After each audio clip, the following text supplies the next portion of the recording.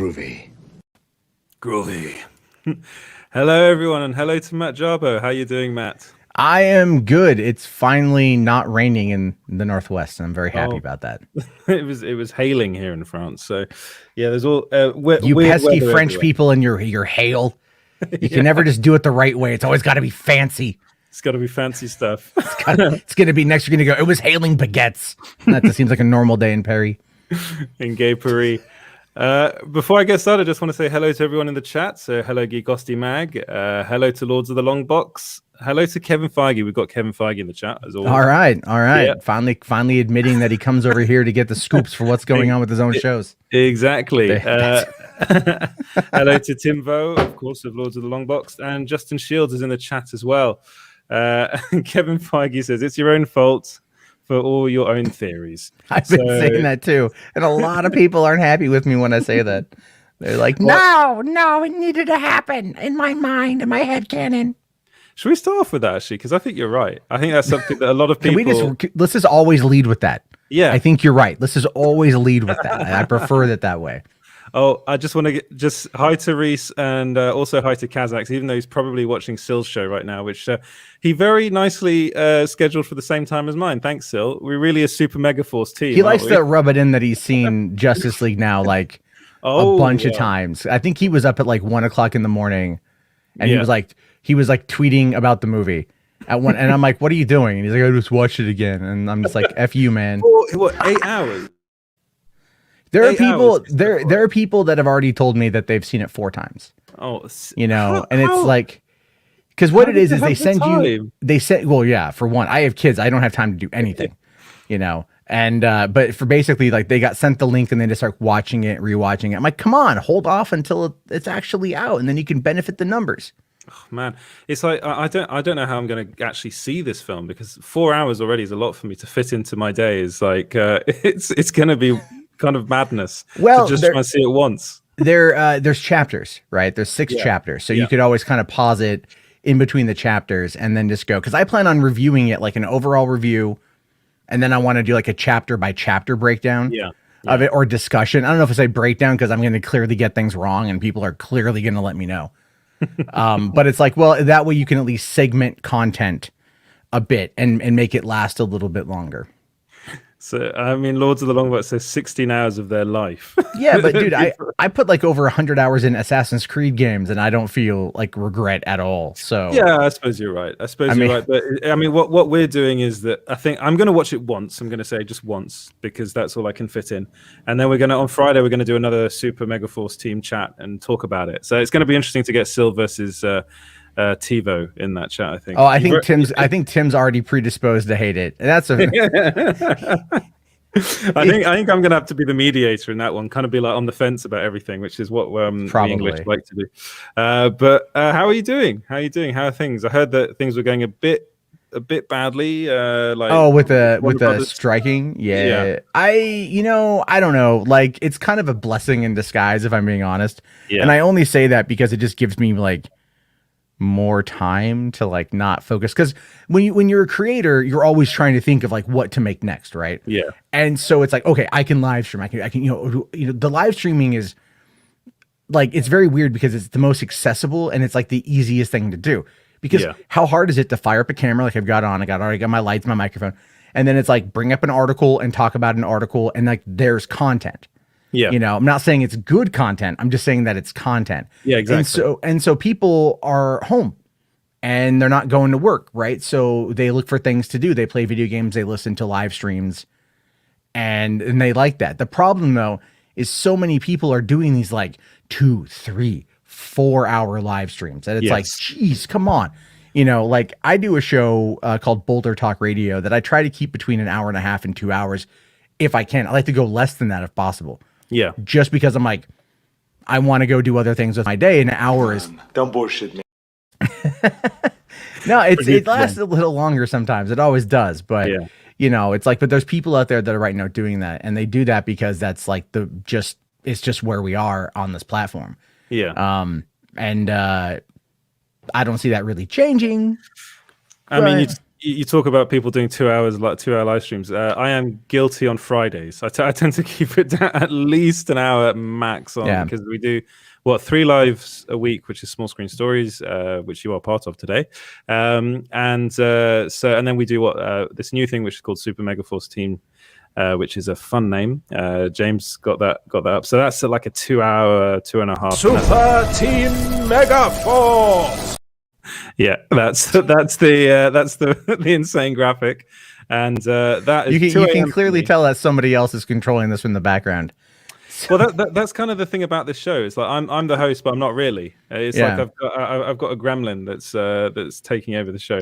And Lord of the Longbox says, "Oh, James is at it again." Yes, he is, and James is out of control apparently, according to Lord of the Longbox. Mikey Sutton's in the chat. Hey, what's up, Mikey? How you doing, buddy? Hello to Mikey. And there are a couple of Mikey scoops that we're going to talk about today.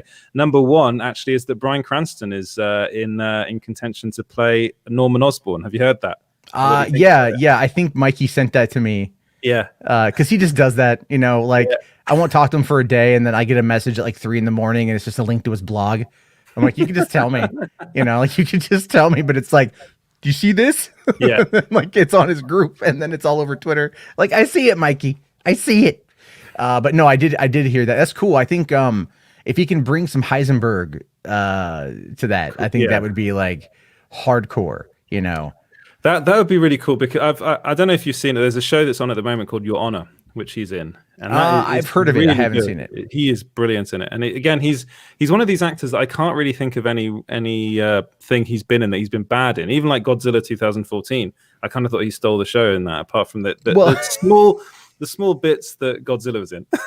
Yeah, well, that was the thing with that movie too. Is a lot of people got mad at that movie because he wasn't in it more. Yes, and I am also one that got mad when I first saw it, and I was like, "What? Wait, what?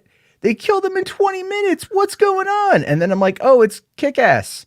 Yeah. Okay. Then all right, and then, but I liked the movie quite a bit. Once I got over that disappointment, I was like, okay, I can get into this a little bit more. But yeah, Cranston is a fantastic actor. I actually saw him at Comic-Con a number of years ago. Did you ever hear about when he was walking around the show floor in the mask? Yeah. I saw him in the mask. I didn't know it was him, and I wasn't in Hall H when it happened, because I only had a 1-day pass that year. And so, but I'm walking through the hall, and I see someone dressed as Heisenberg, and like, he's coming towards me, right? He's coming right towards me, and I'm looking at him like, that's a pretty creepy looking mask, right? But what got me was his eyes. Yeah, so you noticed him. Yeah, so like you could see his eyes, and his eyes had the scowl. So it wasn't like he was just walking around like, "Hey, how's it going, everyone? My name is Bryan Cranston." He's walking around like he's in full on Heisenberg mode. He's in character. Yeah, and so like so you're in this hall of like 120,000 people, and like just in that moment, I literally felt like the only person there. Because I'm looking at him and he's looking at me, but he's like staring into like the depths of my soul. It was such a weird thing. And I'm like, that was creepy. So I went home because I had worked that day. And then I found out later on that night that he had actually been on that was him. Yeah. And I didn't know. I was like, oh, he was just walking. He was walking around just in that mask. He wasn't actually doing anything specific. No, he wasn't. He was just walking around. Yeah. I mean, there's so many times like I've seen different actors like just walk around and they just got a hat on, and you're like, all right, you guys are just like fishing for compliments. You're fishing for someone to recognize you because you really want to get like that selfie or you want to get that adoration, but like I've seen Michael Rooker just like walking through the hall floor, literally just Michael Rooker. Yeah. He had like sunglasses on and a skateboard and he's in his mid 60s. And it's just Michael Rooker being Michael Rooker. And you're like, what's going on, Rook? And he's like, what's going on, man? How you doing? And he just takes off, like it's super chill. But some people are way more different about that. But that was my Bryan Cranston story. But I think with Cranston, one of the things about the Mikey Sutton scoop was that he said it wouldn't end up being a Green Goblin, at least not to begin with, and that also he'd be a kind of mentor role, which is like a bit like, can't you have a Spider-Man movie where Spider-Man doesn't have to have a mentor? But it's more like he just looks up to him, and I think it's going to be him in college as well. So it's pretty. I think it's pretty cool. It's a really good casting. I think if it does hopefully come out. Yeah. and it ends up being him, I think it'd be a good bit of casting. We'd never got him as Lex Luthor, which is something a lot of people wanted. So get him as Norman Osborn. It's kind of a decent second. It's like Spider-Man's Lex Luthor. You know, if he can't be Kingpin, let him be Lex, right? Or let him do Norman Osborn. I agree. I think him being the casting and that would be wonderful. It really would also depend on who they got to play Harry. Yes, because then you'd have to see that break in that father-son dynamic. And I think, Willem Dafoe and Tobey Maguire had good chemistry back in the first Spider-Man movie. And recapturing that is going to be something that I think a lot of people are going to be wanting to see.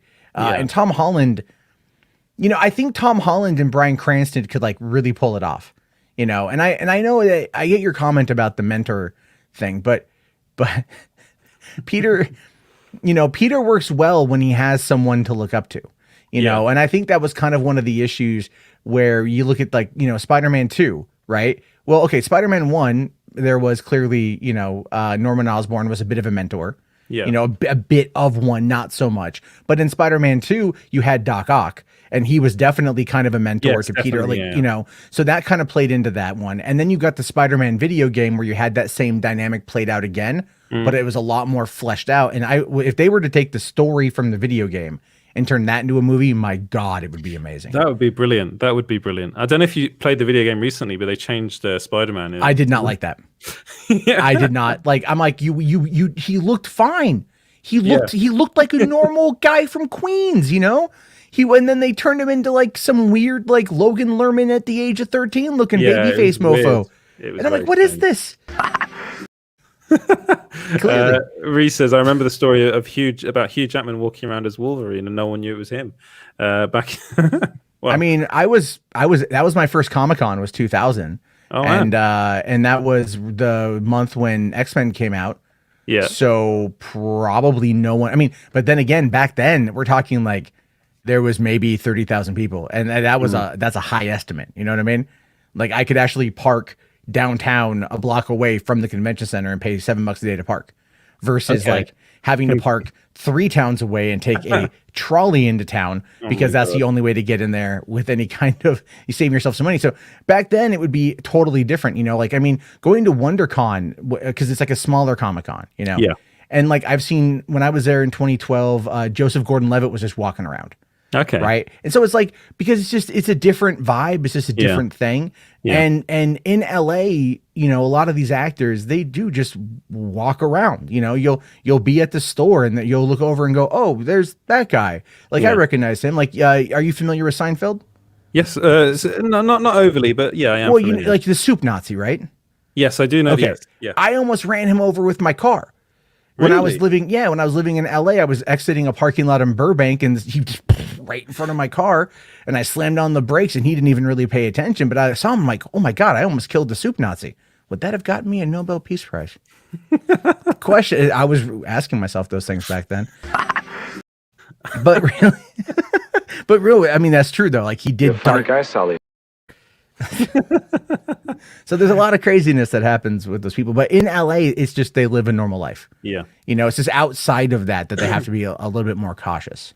It's a bit different. It's Comic-Con. I used to do Comic-Con in Paris quite a lot. I used to host live streams over there, and there it's literally just like Mike Coulter, for instance, was just walking around the year we were doing it, and you notice it when it's Mike Coulter walking around.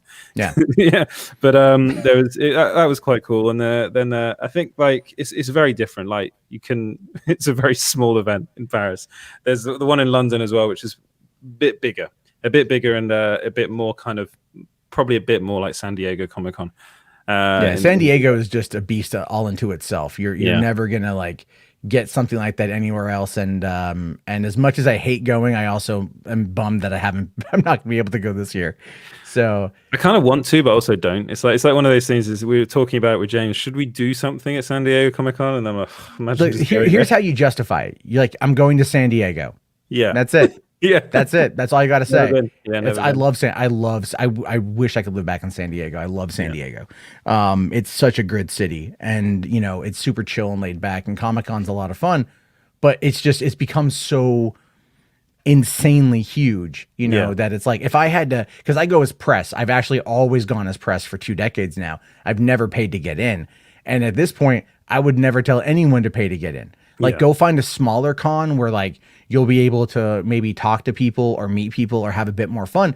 San Diego is just literally like insanely huge. And I mean, you have people that have died there. You know what I mean? Like that's how major it's gotten. It's like just queuing for hours as well. Yeah, like the lady who was like there for Twilight back in 2012. Oh yeah. And she, you know, there's that. And again, they always screw up those lines. They always screw up those lines, but they switched it, and she ran across the street and she got hit by a car. There was a deaf guy who was driving in San Diego during Comic-Con a couple years ago when they had a zombie walking by. Yeah. And he was deaf and he couldn't hear. And so people were like hitting his car, like and rocking his car as they were walking, and he freaked out and he darted through the crowd. You know, and like he got in trouble. So it's like it's gotten to be so massive, but the city itself refuses to like expand the convention center to facilitate more people, which would bring in more money to the city. It's a whole mess. It's a whole political thing, but you know. Well, Mikey wants us to all meet at ECCC. I don't know what that is. The Emerald City Comic-Con. It's in Seattle. Okay. It's a smaller version of Comic-Con. It's pretty cool. I went 2 years ago, and it was fun. You guys could all come to Paris. You know, the Paris Comic-Con's pretty chill. I would love to go to Paris. Yeah, I would love to. I think that'd be great. I'd love to get overseas at some point in time. It's a good one. It's a good one. It tends to be like they tend to get some pretty big people there as well, which is quite fun. Like the year I was there was had Elijah Dushku was there, which is pretty cool, and got to speak to her. That was pretty fun. Actually, was hit on by her actually, which is kind of weird, but that's well. Hey, I mean, take it. You know, like have you ever heard of the actress Haley Bennett?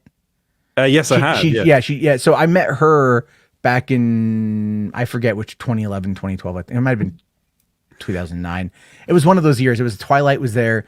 And they had Burger King was giving out these Team Edward or Team Jacob crowns.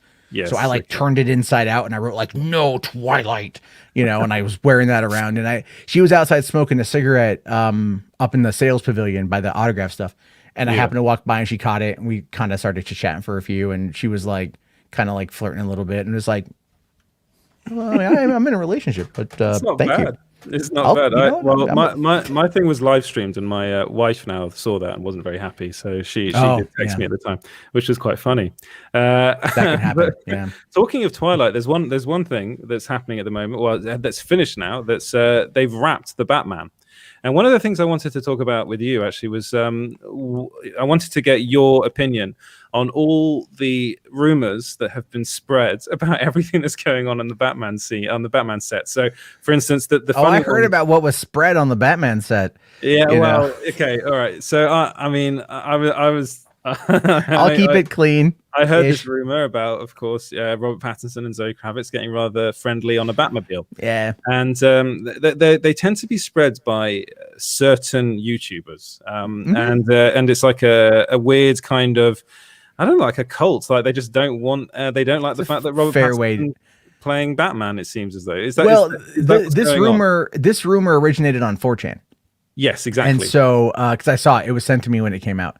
And I read it and I'm like, what? Okay. Like for one, what? Like actors, you know, actors aren't known to do that. Like professional actors that are in the paparazzi spotlight are not going to do that. You know, they're going to, if Pattinson and Zoe Kravitz were bumping uglies, by all means, like have fun, you know? I've seen you before. You're the asshole on TV. That's specifically for Reese 75. Yes, remove that comment. Reese, you got to be careful with him. He has some rather nasty comments. They're in good humor, in good faith. Yeah, no, I get it. I say some pretty raunchy things on my own stream, so I get it. You're right. It's like this whole thing read like a sexual fantasy. Yeah. It's all like, what would happen if Batman and Catwoman decided to get down? Because here's the thing: you go back to the New 52.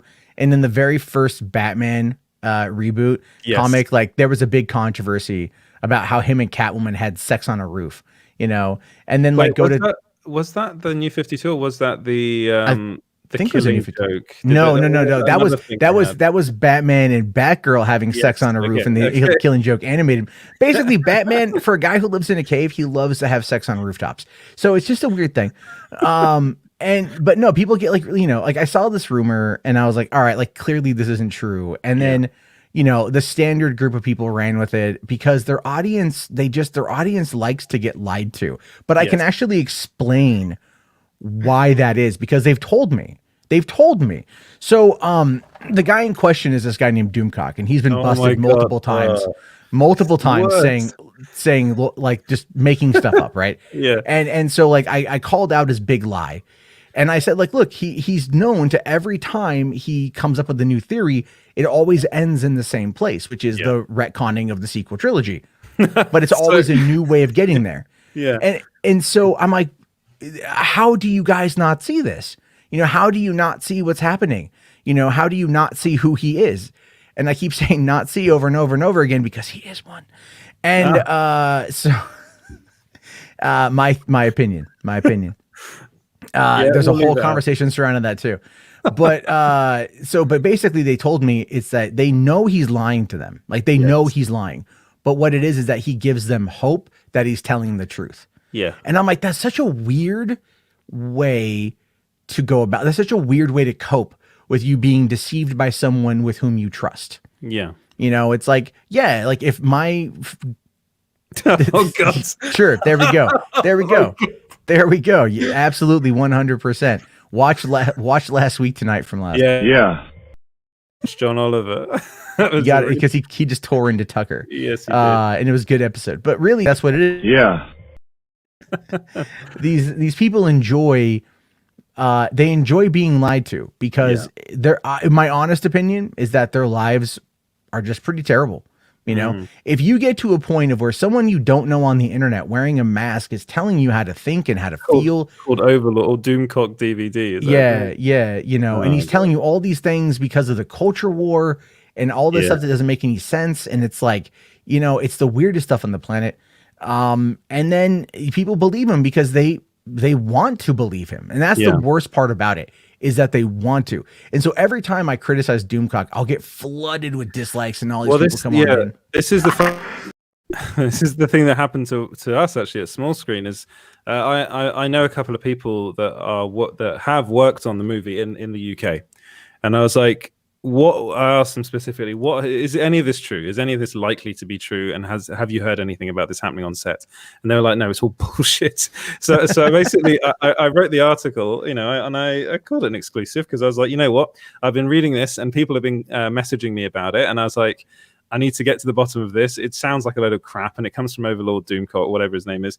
And I was like, okay, and like 4chan as well. It originated in 4chan, and then they like a bunch of YouTubers went and kind of ran with it.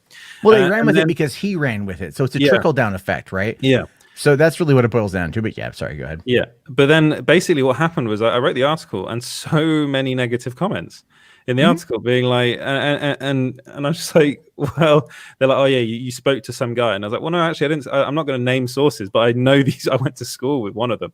And I was like, that doesn't matter.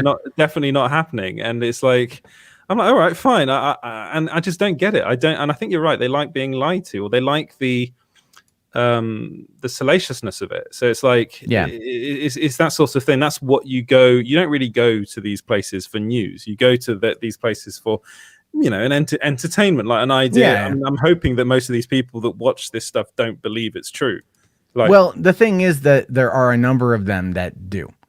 And there are a number of them that at this point in time, it's the media that they consume.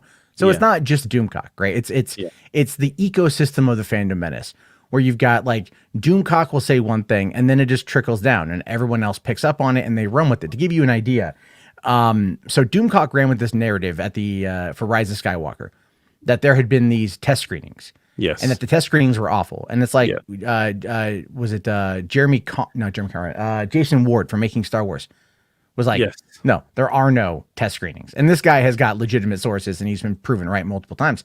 And it's like, he's like, no, there were no test screenings. There were never any test screenings, blah, blah, blah, blah, blah. Yeah. A guy I know reached out to Bad Robot to inquire about this. And he got, you know, using his own sources, because he does work within that industry, got found out, you know, it's like, no, there were no test screenings. This was clearly a lie. He wrote an article about it.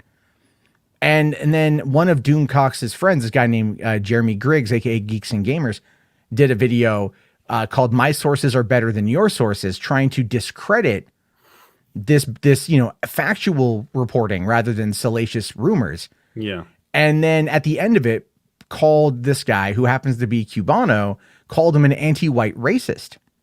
Okay. You know, and that was like, it was such a weird thing, because you're going like, how did you even come to that? Because this guy who this reporter, he's conservative, you know? So it's like, you're not even like, what? Because all it is they just make it up to protect the lie, because they have to. They have to protect themselves and protect the ecosystem, because that's how they make a lot of money. Yeah. And that's why, you know, like when push comes to shove, they'll crumble every time. When push comes to shove, they'll crumble. Definitely, yeah. Like, look at Tucker Carlson. Tucker has had to, in court, say, I'm not real news.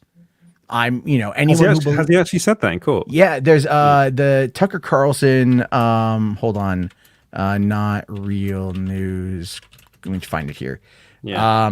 So the legal defense for this is from September of last year, by the way. Okay. It says Tucker Carlson, his lawyers says, you literally cannot believe what Tucker Carlson tells you. This is what his lawyers are saying, because they have to.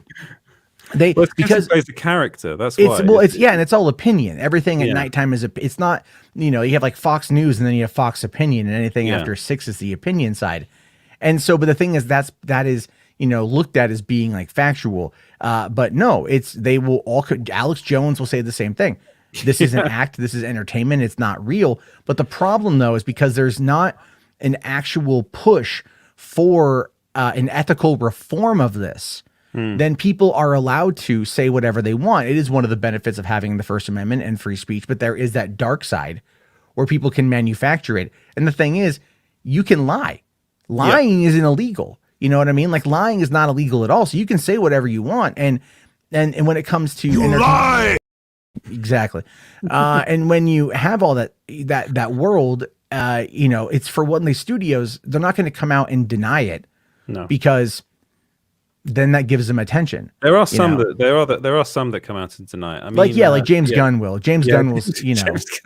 And I love that about Gunn. I wish more people would. I wish more people would come out and like fight back against this, because what I loved about James Gunn the other day coming out and taking a crack at the Illuminati was that they then doubled down on it, right? Yeah. And then and it's like, I'm like, oh my God, you guys just got called the hell out. What are you doing? And then like, well, he didn't say that Adam Warlock wasn't in the movie. Yeah, that's the weird. I mean, I'm going to be honest. I said this before. I have been on the other end of a gun. I've been gunned. Let's call it before. And is that a sexual term? Well, it's a term for.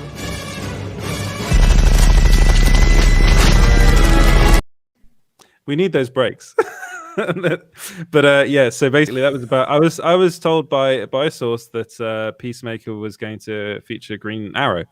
And I was like, okay, can you confirm it? And they seemed legit. And then I was like, all right, I'll run with it. And it was, I'll be honest, I did say after that, it was one source and they're wrong. And, you know, and I said we did an update in the article. And I mean, I think the problem with the Illuminati, they do get a lot of stuff right. I mean, I think they do. And I mean, I'm hoping that they are legitimate. But in this case, I think their sources were wrong. Yeah. And the problem that happened there was that they really did double down on it, and they didn't come out and as people say on the internet is take the L. There are many people that don't do that. I mean, I can name a lot of them. I can think of one who has attempted to blackmail me. Who? Daniel RPK. This happened last year. Oh, because I'm not shooting on you. I criticized him in a video because I think that he, in my opinion, I believe he stole a scoop from somebody else. But he does that, I mean, I'm gonna feel he does that all the time. He does that often, right? Like he even got well. I'm not saying that name. Him and I have an agreement to not talk about each other publicly. Good. And you and he were buddies, weren't you? Sorry.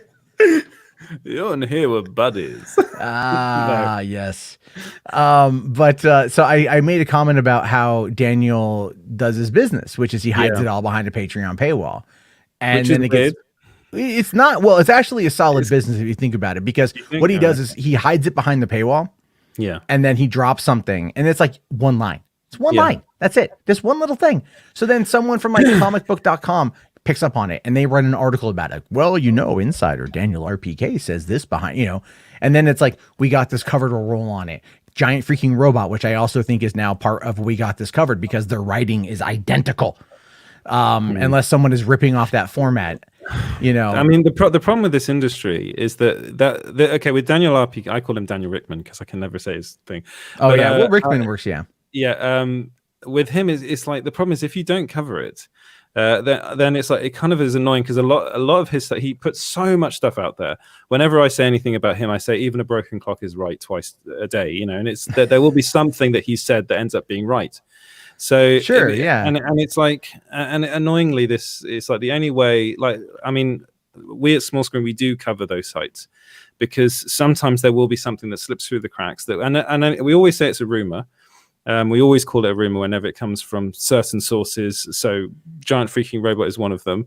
But I've been noticing that they've been getting a lot more play on Google News. You know, and I've been noticing like We Got This Covered gets a lot, and it's We Got This Covered gets a huge amount of clicks. Like they are probably one of the biggest out of all these sites. They're the ones that get the most. And well, because they put out like 100 articles. I mean, they're like them and Screen Rant are like the absolute worst. Screen Rant. I mean, I honestly, I used to work for Screen Rant. I did their lists, their listicles, and they were horrible to do. Because they take bloody ages and they don't pay you very well. No, they as from my understanding, they don't. But what I'm talking about though is like I have RSS feeds of like all the major sites. Screen Rant would give me 1,000 new articles in literally less than a week. Yeah, you know, and there's a reason why they get the 42 million plus clicks a month that they get. You know, they just like they shit out articles and then they. You know, they don't pay people a lot of money for them, so they make a lot in the back end. We Got This Covered just runs salacious titles that get talked about. Yeah. You know? Can I cut in here about We Got This Covered for a minute? Go on, James. Okay, so we got EJ Bags. They are terrible. They like flies on crap. They cover Geekosity a lot, and they cover Small Screen, and they cover pretty much anyone who has scoops. But the thing about their Google traction is that they've been at it for so long, and their SEO is top notch. But the fact that they've been at it so long and they have those Twitter accounts that recycle their news at the same time, the reach is out there far, even on ZergNet. So you'll see on Geekosity, Mikey will put out a scoop, and then they'll cut it up to like 2 or 3 scoops, and then it'll get blasted on Google. Meanwhile, Geekosity hopefully has a chance to get it. It'll be on Google, but not right away for some reason, because WGTC has such a longevity of doing it already. And even on ZergNet, they will promote We Got This Covered more than Geekosity because they've been doing it for so long and they have that down to a system. Now, when We Got This Covered and has their own sources, some of them has come true as they state, but a lot of them don't believe them because the general public doesn't realize that We Got This Covered covers a bunch of other people and not just their own sources, right? Yeah, well, we got this covered as kind of what I do like about I think there's an art to the way we got this covered writes their articles. It's like the thing, according to our sources, the ones that said this and this, which proved to be correct, and then this is going to happen. And I always think that's quite amusing. I just think it's quite fun. I don't know if you listen to Mr. Sunday Movies. He does a podcast called We Got This Covered, which is a fantastic name for a podcast, by the way. You do have to pay for it. It's behind it. It's you have to be a Patreon member paying for it. I don't watch. Surprisingly, I don't watch a lot of movie YouTubers. I want to watch more, but I also, because of the whole news coverage aspect, I don't like to get other people's opinions before I've had the chance to formulate my own. Yeah. You know, because I don't want it influencing me at all. And that's how I view it. But I've been trying to find more things to listen to because I'm just tired of the news. Yeah. I mean, it's always the same sort of thing, which is, I mean, what a podcast I listen. I mean, I suppose like the Weekly Planet is the Mr. Sunday Movies podcast, and they're quite good because it tends to be just once a week. And we do quite a lot because I put these out as a podcast later on, and I do a live stream most nights. But it's like I try to make these things fun. like let's just here's the news, make of it what you will. Yeah. I hear you. There's a lot of stuff out there. I mean, comicbook.com do a lot of those sorts of things, and they're not always the best kind of opinion pieces type things they want to come up with. It tends to just be this is cool, and then it's like, well, they're not as bad as, let's say, Heroic Hollywood, which I don't listen to anything or read Heroic Hollywood. That's okay because one of the sites that I do. One of the things that they do is they just go to Instagram and they look for like cosplay or fan art. Yeah. And they'll be like, this is what Tom Holland would look like as the Incredible Hulk. Yeah. Yeah. Well, this is how Benedict Cumberbatch will look as Grand Admiral Thrawn. That's there was a lot of that yeah, was going on. But apparently, like, I didn't cover that story, and like that blew up. Like, a lot of people were talking about it. I was really surprised that was as popular as it was, and I kind of went like, well, damn it, I should have done something. Yeah. I mean, I think that this is quite an interesting discussion to have. And actually, I think James and I have been talking about doing it with Mikey as well, about how the whole scoop game works and how this industry at the moment, it's like you can't call them news sites. You need to stop talking about that on the streams. Otherwise, someone's going to do it first. No one, honestly, no one's going to do it. No one's going to. Well, I don't think so. I think it's a cool subject. I can't live stream, so we're good. Yeah, exactly. Matt Jarbo can't do it. So, oh, that's so anyway, so I suppose this is also to go back to the Batman. There are a lot of people out there that will make up crap about this movie because I think Mikey said it earlier on. There are certain people, so Pedro, Amber, Kathleen, Pattinson, that are all victims of bogus stories all the time, and it's just for some reason about Pedro. The Pedro Pascal one, I think, was the worst. Which one was he that was fake with him? So it was Grace Ranoff was saying that he was going to leave the Mandalorian because he wanted more time out of his helmet. He barely spends any time in that. It's always the body double. It's always a body, and the thing is like that.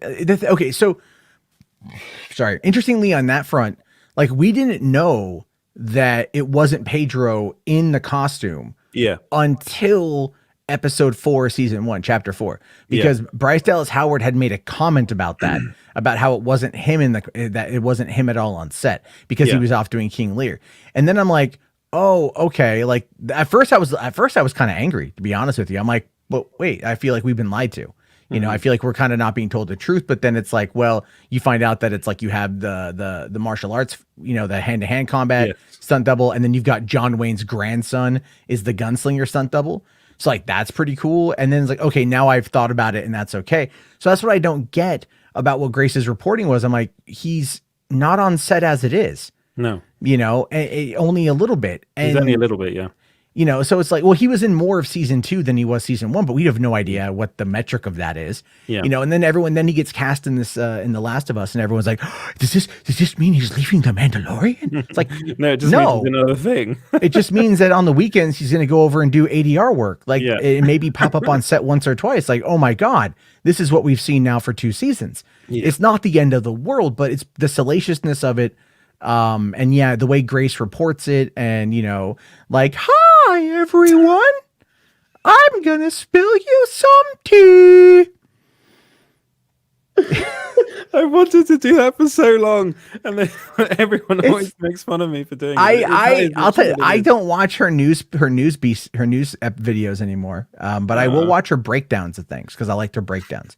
But but she has me blocked on Twitter. I don't know why. I've criticized her a couple times. That's probably why she's blocked me. But I met her in person a couple of years ago, very briefly, and she was how do I describe it? This was at VidCon. This is at VidCon in Anaheim. Yeah. So she was there, and she had a handler, and she looked very. Yeah, she had a handler. I don't want to say she was drunk because this was like 1 PM, but I think she was drunk. You're dropping everything tonight, Matt. Well, hold on. I'm gonna spill some tea. But no, she was kind of disheveled, and her hair is usually a rat's nest. Let's be fair. Well, this was more so of a rat's nest. This was like a rat's nest, like before the flight of the bumblebee, trying to clean it up, sort of thing. Yeah. And she just looked like her makeup was kind of iffy, and she looked kind of disheveled a bit. And it could just be jet lag. It could just be being tired. I don't know. But it was a very brief encounter. We're talking a couple seconds, and I shook her hand, said, "Hey, nice to meet you." Yeah. I think I said I'm $3 Theater, and I thought, because I had just criticized her over some stuff she said about Rose Tico, not long beforehand, and I thought she was gonna like recognize me, but she didn't. So.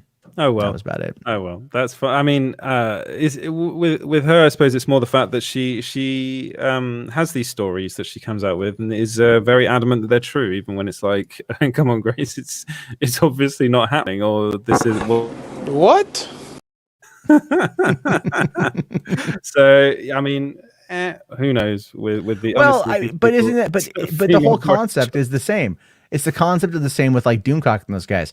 Yeah. It's say the most stupid thing you can think of, never back down. But she did have Zack Snyder on her show, so she knows. Yeah, something. well, she's got some connections. I mean, she worked for IGN. She's written comics. She has nearly 1 million subs. She's pro Snyder Cut. They were looking for an outlet that would get the most amount of reach. Yeah. And everything else. And you know, so she's fairly controversy-less. You know, and like what's the next bit of the news? Oh, is that like the light flipping? Like, move to another topic. Well, I suppose. Yeah. Should we move? Talking of Zach, should we move on to the next topic, which is? Well, wait. Did we finish talking about the Batman? It wrap production comes out next year. Yeah. Yay! Yeah, and I think it's going to be really, really bloody good. This is what is what, we're trying. I'm trying to get the second unit director to come on. Baker Parker, his name is, which is Bradley Parker. Sorry, his name is. And he said it was going to be phenomenal. So he did the second unit directorial work in Chicago, and said that it was a really, really good, really good experience. Yeah, I'm looking forward to smoothly. Yeah, no one had sex Reeves, on cars. And Matt Reeves wasn't upset with Robert Pattinson not being buff, which is like something that I'm like, what is it? What is this obsession? That was a thing where, again, it's just that group of people that are looking for anything they could do. It's like go back to 2013 when Ben Affleck was cast as Batman. I know, you know, and a lot of people were like, Ben Affleck, Bannon, Bannon from Dazed and Confused, fucking Daredevil's gonna be Batman, you know, and then it just like unheard of, you know, and then it's like, oh, it's great, but then look at Gal Gadot being cast as Wonder Woman. Like there was a whole bunch of anti-Semitism I saw flowing out of that whole thing, and they're like, she's not big enough to be Wonder Woman, she's not buff enough, and then like she posted photos of her training and everything else, and like still not good enough. And now all those guys, they just, you know, they have a lot of very sticky socks thinking of her. Oh my god. So and moving on.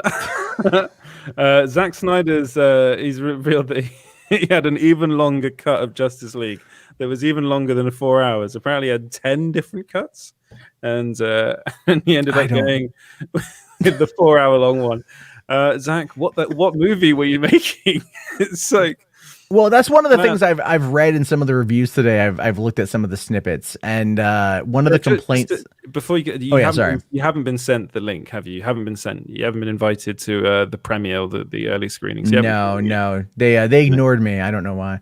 I think it's because I've been critical of HBO Max. Okay. Like the whole Ray Fisher thing. Like the thing is, like I'll joke. Like am I bummed? Yeah.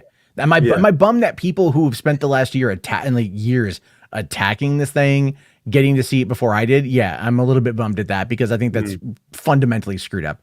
But at the end, am I going to let it ruin my day? No, I'm just going to go make poop and fart jokes elsewhere and have fun. And that's exactly what I did last night. You know, I don't care. So I'll watch it Wednesday night with everybody else, and that's fine with me because it's I'm almost 39. Like that whole waiting doesn't get to me anymore. Like when I was a kid, you remember how it is when you were a kid, you're like, I got to wait a whole year for this. Oh yeah. I know. Like that's forever. It's never going to happen. I have 2 children. And I'm almost 40. I go, it's been 6 months. What happened? Why am I fatter? And it's like, that's what happens. So when you are at this point in your life, I don't care. I'm like, take as long as you want. Yeah. I'm good. I'll get to it eventually, sort of thing. I mean, I'd love it if they sent me a message tonight going like, hey, do you want to come in and watch it? Like, yeah, I'd give it a watch. Sure. Yeah. But, I think we're being joined by Mikey. Hey, Mikey, how you doing? Well, I hope I'm not crashing the party right now. No, you're good, man. Never crashing our party. How are you doing? Mikey? I'm doing really good. I mean, I think it's wonderful that you have other YouTubers on your show. I guess it's one of those unique things that scoopers working together, YouTubers working together. It's not an everyday occurrence, you know. I would want to talk to anybody on the show. I'd even bring on Overlord Doomcock or whatever his name is, and let him explain himself. If he's watching, if he's one of the 7 people that's watching right now, then You and he were buddies, weren't you? You know, speaking of waiting for things, that just occurred to me. Yeah. And no one has really brought this up. Maybe people have forgotten about it or just didn't know about it. There was a Batman movie in development in 1982. Were you familiar with that? No, I wasn't. Which one was it? Okay, as a kid, I was really excited about this film. It was in Starlog magazine used to cover it. It was in early development. The director was supposed to be Joe Dante, who did Gremlins. Oh. And he was developing a Batman, like a serious film noir Batman film. It was like 7 years before the Tim Burton version. Yeah. And I think they even had a screenplay by one of the James Bond writers. Tom Mankiewicz, I think, was the one who was writing the screenplay. Never got off the ground, but Joe Dante was going to direct it.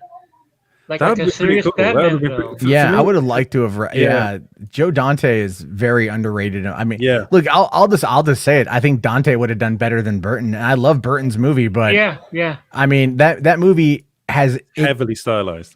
It's very stylized, and I don't believe it's aged as well as people think it has. It's not saying it's bad, but like I watched that movie like not long after starting film school. Yeah, and I watched it because I think it was like right when it came out on DVD or something, and I was all, there is so much in this movie that doesn't need to be here. You know, there's like this random shot of like they're doing, I forget where it was, like, and it just cuts to a random shot of Harvey Dent just sitting in a chair and like watching the TV, I think, and I'm like, why is that there? Like, it didn't serve. Maybe I missed it. I got to watch it again. It's it's a product of its time, though. Isn't it? Plus it's Batman like killed people. Movie, yeah. Batman killed people. That movie. No one said a word about it, but you know, Ben Affleck like breaks one dude's finger, and everyone loses their mind. Yeah, but it's because of the way, I think the Ben Affleck Batman was much more brutal than Michael Keaton. Like seriously, drives into an Acme plant I know, and drops bombs out of the Batmobile while there's like all the Joker's goons inside. I do wonder whether it's because they. James is in the chat now. Yeah, but it's also because he ran over a guy's face with his car. And then he's gone. But it's, I mean, you know, Batman, he messed people up, and this is the thing too. Here's the whole thing with Batman killing that I don't understand. It's like, do you think those dudes just walk away? Right?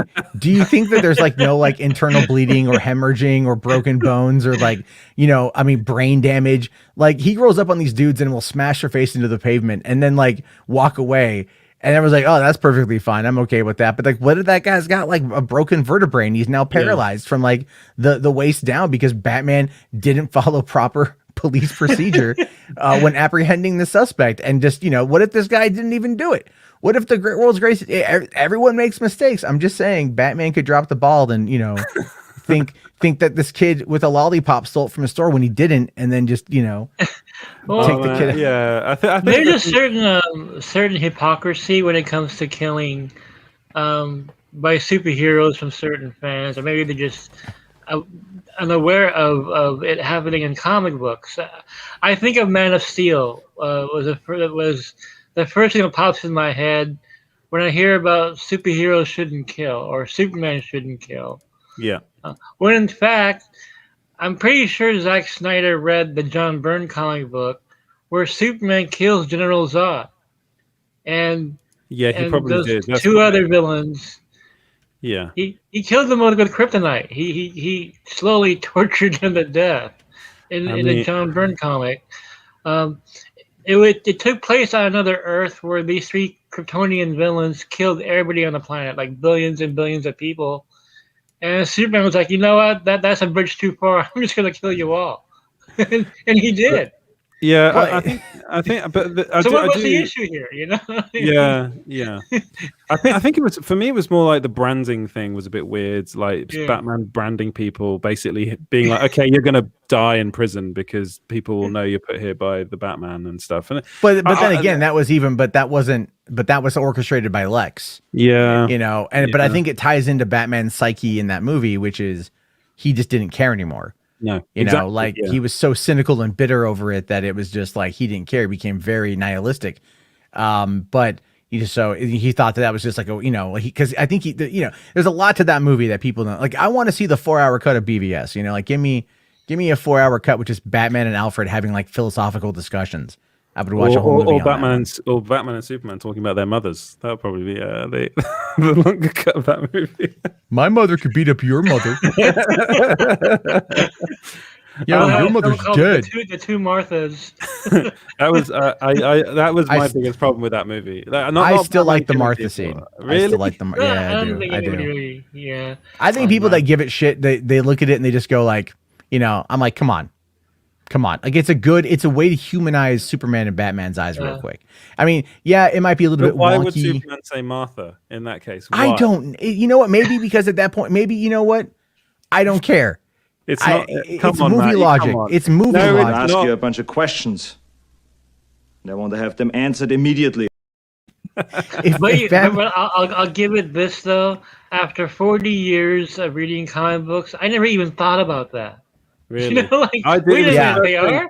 Like, whoa, it's kind of mind blowing. It didn't dawn on me at all until like that That scene. popped into my head. I was like, why would you say Martha? But I kept noticing that they kept highlighting Martha, right? They kept highlighting so like the movie lays clues to it. It lays clues to it all the way through, but it's something you don't get on your first time watching it. And to a lot of people, their first time watching it, and maybe their only time, is the theatrical, which is just terrible. And then it's like, but the Ultimate Edition, I don't think the Ultimate Edition explains that any greater, but it's still a more complete movie that I think it makes it a bit more palatable. Yeah. But I think it should be like a whole like a segment or show devoted to DC films that never got made. Because the Guillermo del Toro one was yeah, one that's a big one right there. Yeah, Justice Dark. Terry Gilliam was going to do Watchmen. It was in development for years. But imagine if he'd made that film, then we would have had a Batman that's a cannibal in Armie Hammer. So that would have been kind of weird. Looking back on. Screw it. Do it. Or what was it? The George Miller Justice League, right? There's another one right there. Yeah, there's so many films that never got made. I mean, and that one was like so close to getting. They were in production. Was that the one that Armie Hammer was cast? Yeah, it was. That was the one, wasn't it? Yeah. That would have been. That was where Batman would have been cannibal. Yeah. But I mean, I'm excited to see more of. First of all, I think Robert Pattinson's brilliant casting for Batman. I think that's really interesting casting. I think he's probably getting a lot of shit because he was in the Twilight movies. I just want to know if at one point Superman shows up and grabs him and says, "Do you sparkle?" You will. Do you think we're going to see more of Ben Affleck as Batman after Justice League? After Flash? Yeah. After Flash. Yeah. I mean, look, I can't speak to like what HBO Max is going to do. Yeah. It all depends on how big the Snyder Cut is this week. It appears that they finally actually have taken it seriously in regards to marketing. Yeah. Not accidentally leaking it. Yeah. I still, you know what? And I'll say this though, for their mistake, it did not make its way to the interwebs. I honestly thought that it was going to. But no, they held it. I mean, I think after today, it's possible that we will see something pop up. Yeah. But all things considered, it's going to be in. I think personally, the direction that Warner's and DC films have taken everything is hit or miss. Like I really liked Aquaman. I love Shazam. I didn't care for Birds of Prey or Wonder Woman 84 that much. But I think people are going to flock to this. I think if the numbers are as good for the Snyder Cut as they were for Wonder Woman 84, Warner's would be stupid to not continue it. Superman. Yeah, the next couple of weeks will be very revealing. I think so. Yeah. I'm think, hoping. I mean, I'm seeing a lot of early reactions right now, and the majority of them are pretty positive. It's kind of the usual suspects that are not very happy with it. The one that pissed me off was 74% on Rotten Tomatoes. Yeah, but who cares about Rotten Tomatoes? That's the I thing, know. yeah. You know, I don't live my life. I'm a Rotten Tomatoes reject, so you know they actually said I've reviewed for many people in the UK, and they said my reviews weren't in depth enough, and I was like, the email I got sent back was like a critique of my reviews. So I'm like, you are reviewing my reviews and rejecting me. Thank you very much. I don't care for long reviews. I think they're very boring when people go on about how just want to show off how incredibly well written their sentences are. I just want to know when you treat your review like Tolkien describing a mountain, you know, in Middle Earth. It might be a little bit on the bit on the drab side. You know, it's like I like. Some of the people they have on there on Rotten Tomatoes, I'm like, really? You let those people well, in? they've got like 5,000 critics, I think they had, and then they just did recently like a big diversity push, where they wanted to open up the door to like I think it was like 600 more reviewers that were like people of color, you know, or different gender identities or whatever, which is cool. You know, I'm fine for more voices. But that was something that they did. And then I just haven't noticed the quality increase at all. Like I don't care about Rotten Tomatoes. Like I don't even care about Cinema Score because even that's flawed. You know, like going up to people after the movie going, what did like give it a rating? Yeah. Well, here's the thing. What do you think when you first walk out of a movie? You're usually in a pretty better mood, right? You're in an elated mood. You don't have time to process what you just saw. Like, you know, like I walked out of Justice League 2017 and was like, yeah, all right. I mean, like, if this is what we got, you know what? It's not the worst thing on the planet. And then here it is, like, you know, 3 years later, and I'm like, ooh, man, I was wrong. You know, I was really wrong on that one. But then again, look at like Metacritic and all of those aggregates. The thing with Rotten Tomatoes that pisses me off is that they have their audience score now hidden behind effectively a paywall. Yeah. And that was something that wasn't supposed to last. It was not supposed to be. It wasn't supposed to last, yeah. But it's lasted now 2 years. Yeah. Because Captain Marvel came out 2 years ago this month, and it was 2 years ago when they started doing that. And everyone's forgotten. Everyone's forgotten about the verified audience ratings. But for some reason, the critical reviews are still looked at as being this, like, it's a talking point. And if you look at something like Ghostbusters 2016, they use that certified fresh as an actual marketing tool. Everybody does. Well, not everybody. Not everyone does. Really? They did specifically. Okay. Because they were trying to, you know, I mean, like every movie will use like the critics are saying that this movie will literally suck you off through your eyeballs, you know, and then they'll you know, like if you look at the Raya and the Last Dragon promo, whatever, it's like all the different outlets and whatnot. And those put very good. I haven't seen it yet. I've seen Raya like 10 times now. I have kids.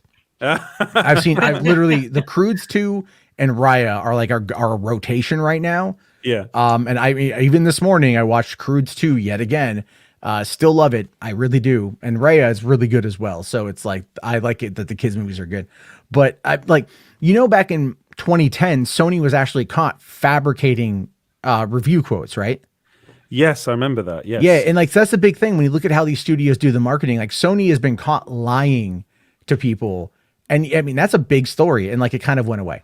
You know, it just kind of went away where they were faking quotes to put on their movie posters for their terrible horror movies that they were making by like the dozen at the time. Yeah. So it's who cares what I mean? Look, I talk about movies. I want people to like, you know, listen to what I say and react to it. Sure, fine. But at the same time, I'm like, I don't care. Like, watch it for yourself. Yeah, I'm telling you how I think. Yeah. That's all I want. Yeah, I think what my because I mean I've reviewed a lot, and I've worked for a couple of outlets in the UK, and the thing that I always say when people ask me what do I do with a movie review, I'm always say try and find like a critic or a reviewer that you trust and that you like and that you think you've got, you know, familiar taste to, like a similar taste to. Yeah. I've got like a number, like YouTubers as well, because you know there are lots of critics now that are YouTubers, and then go with what they say, and because that you can't watch everything. You can't just say, oh, I'm just going to watch it and find out for myself, because there's so much stuff now. I mean, not at the moment. Thanks to I tend to there was. I tend to ignore reviews unless it's something that I'm not sure about watching. Yeah. Then I'll let the reviewer like try and convince me to see it. I will say this though. I'll just make this bold proclamation. Get ready for it. Go on. Siskel and Ebert F the whole thing up. Really? Because they did. Pop culture, speaking or whatever. Yeah. Because this is it. This is all it boils down to, right? Yeah. And that's because of Siskel and Ebert. We give it 2 thumbs up, 2 thumbs down, 1 thumb up, 1 thumb down. And now that is how we review movies. That is why, like Netflix doing the thumbs up and thumbs down thing on their property, I thought that was like actually pretty good. Because, and I'm not saying like I'm against the thumbs up or thumbs down. Quite frankly, that's all you need to tell somebody. Yeah. That's all they need to know. Is like, Well, yeah, right? I asked people in my family, because they go through Rotten Tomatoes and they actually use it as a guide to find out what they're going to see or not to. Yeah. And I asked him, "Do you actually read the reviews?" He goes, "No, but just look at the score."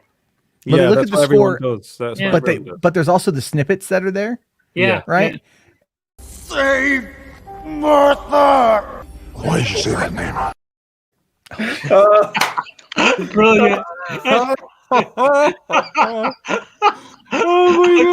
That's good. That puts it into perspective. That's it. Yeah. That's that scene. Save Martha! Why did you say that name? Why would he say that name? Why would he just say save my mother or save not Martha? Come on. Maybe he's saying they're trying to say save Martha Kent, and like that's my mom.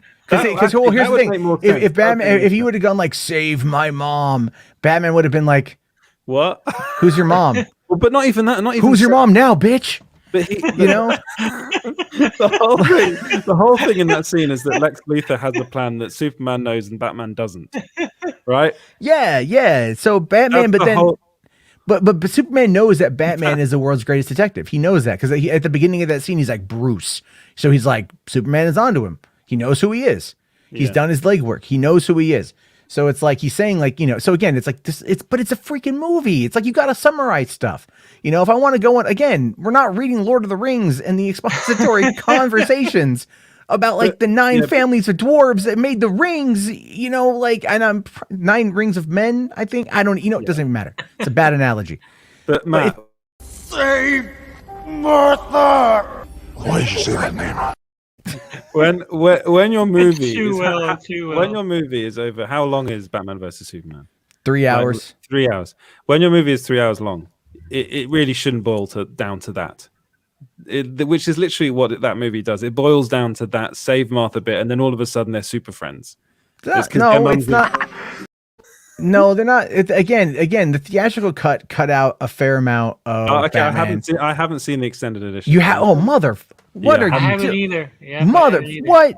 Yeah. Get your It's HBO Max on Wednesday. It's gonna have we the don't have- new remastered version. What are you we don't- talking about? we don't have HBO Max. Fine. Do you have the ability to sail the high seas of the internet, sir? I'm not advocating for it. I'm just asking. No, you gotta you can. What? You can't sit there and go like, well, we're going to talk about the Justice League movie, but we haven't seen the last one yet. I'm actually halfway through it at the moment. I'm gonna be honest. You lie! I'm not. I'm not because it is in the UK. It's on Amazon Prime. The extended edition. And a problem I have now that I'm in through.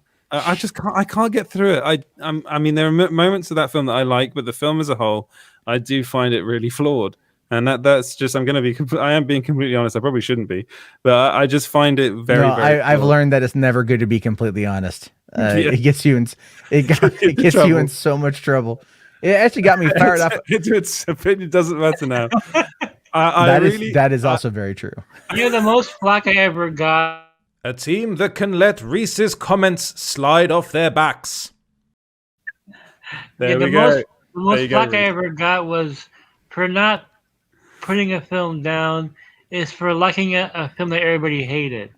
Yeah. And that was Green Lantern. And I get so much flack for that. I'm like, how can you like that movie? Well, I'm a big Hal Jordan fan, so I come in totally biased. First Thank of you, all. Red Ranger. Thank you, Red Ranger. You're wrong, Red Ranger, but that's okay. We don't like you anyway. But that's why, Matt, come on. That's why we like to talk about movies. Lie! No, that why we film like I to talk couldn't about stand. films, 'cause not everyone has the same opinion. Yeah, no, and that's all good. That's all good, Yeah. man. I mean, I spent years working in like movie theaters, so it's like I've seen movies. Ooh, I good, bad, and the other. You know what I mean? Yeah. Like we I remember one time at my theater because I worked at a drive-in in San Diego. We had the double feature of Minority Report and Juwanna Man. Right. And then, like, Report's good though. So yeah, I mean, the thing is, like, I liked Juwanna Man because it was so stupid. Because my friends and I, we would always quote it to each other, Yeah. It's one of those things. and so, but like honestly, I remember that movie a lot more than I remember Minority Report. To be fair, fair enough. and again, It because just it's all. reminds me. Oh yeah, What's the weirdest double bill you've ever seen? I can tell you the longest that I've ever seen. That was horrible. It was Casino and Heat. Two very good films, but it's too long. It's just too that's long. that's a long one.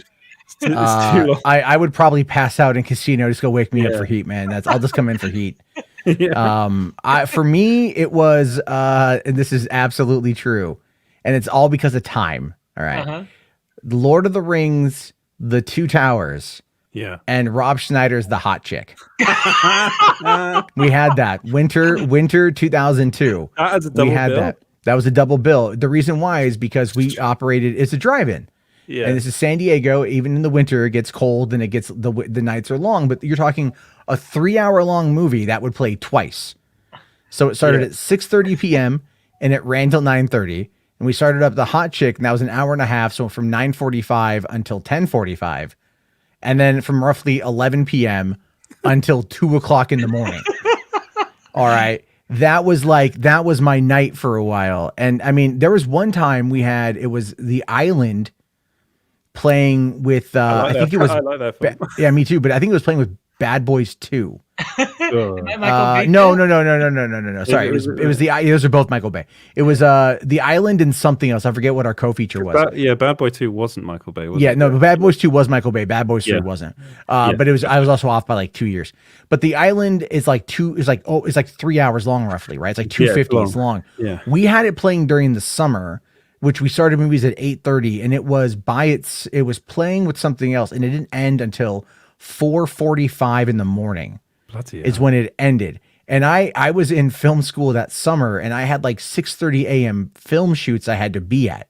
Yeah. So I would manage until 4:45 in the morning, go drop the money off, go home, get a shower, get some food, go to school, film all day, and then go back to work that night until 4:45 in the morning. I was like, it was a long couple days.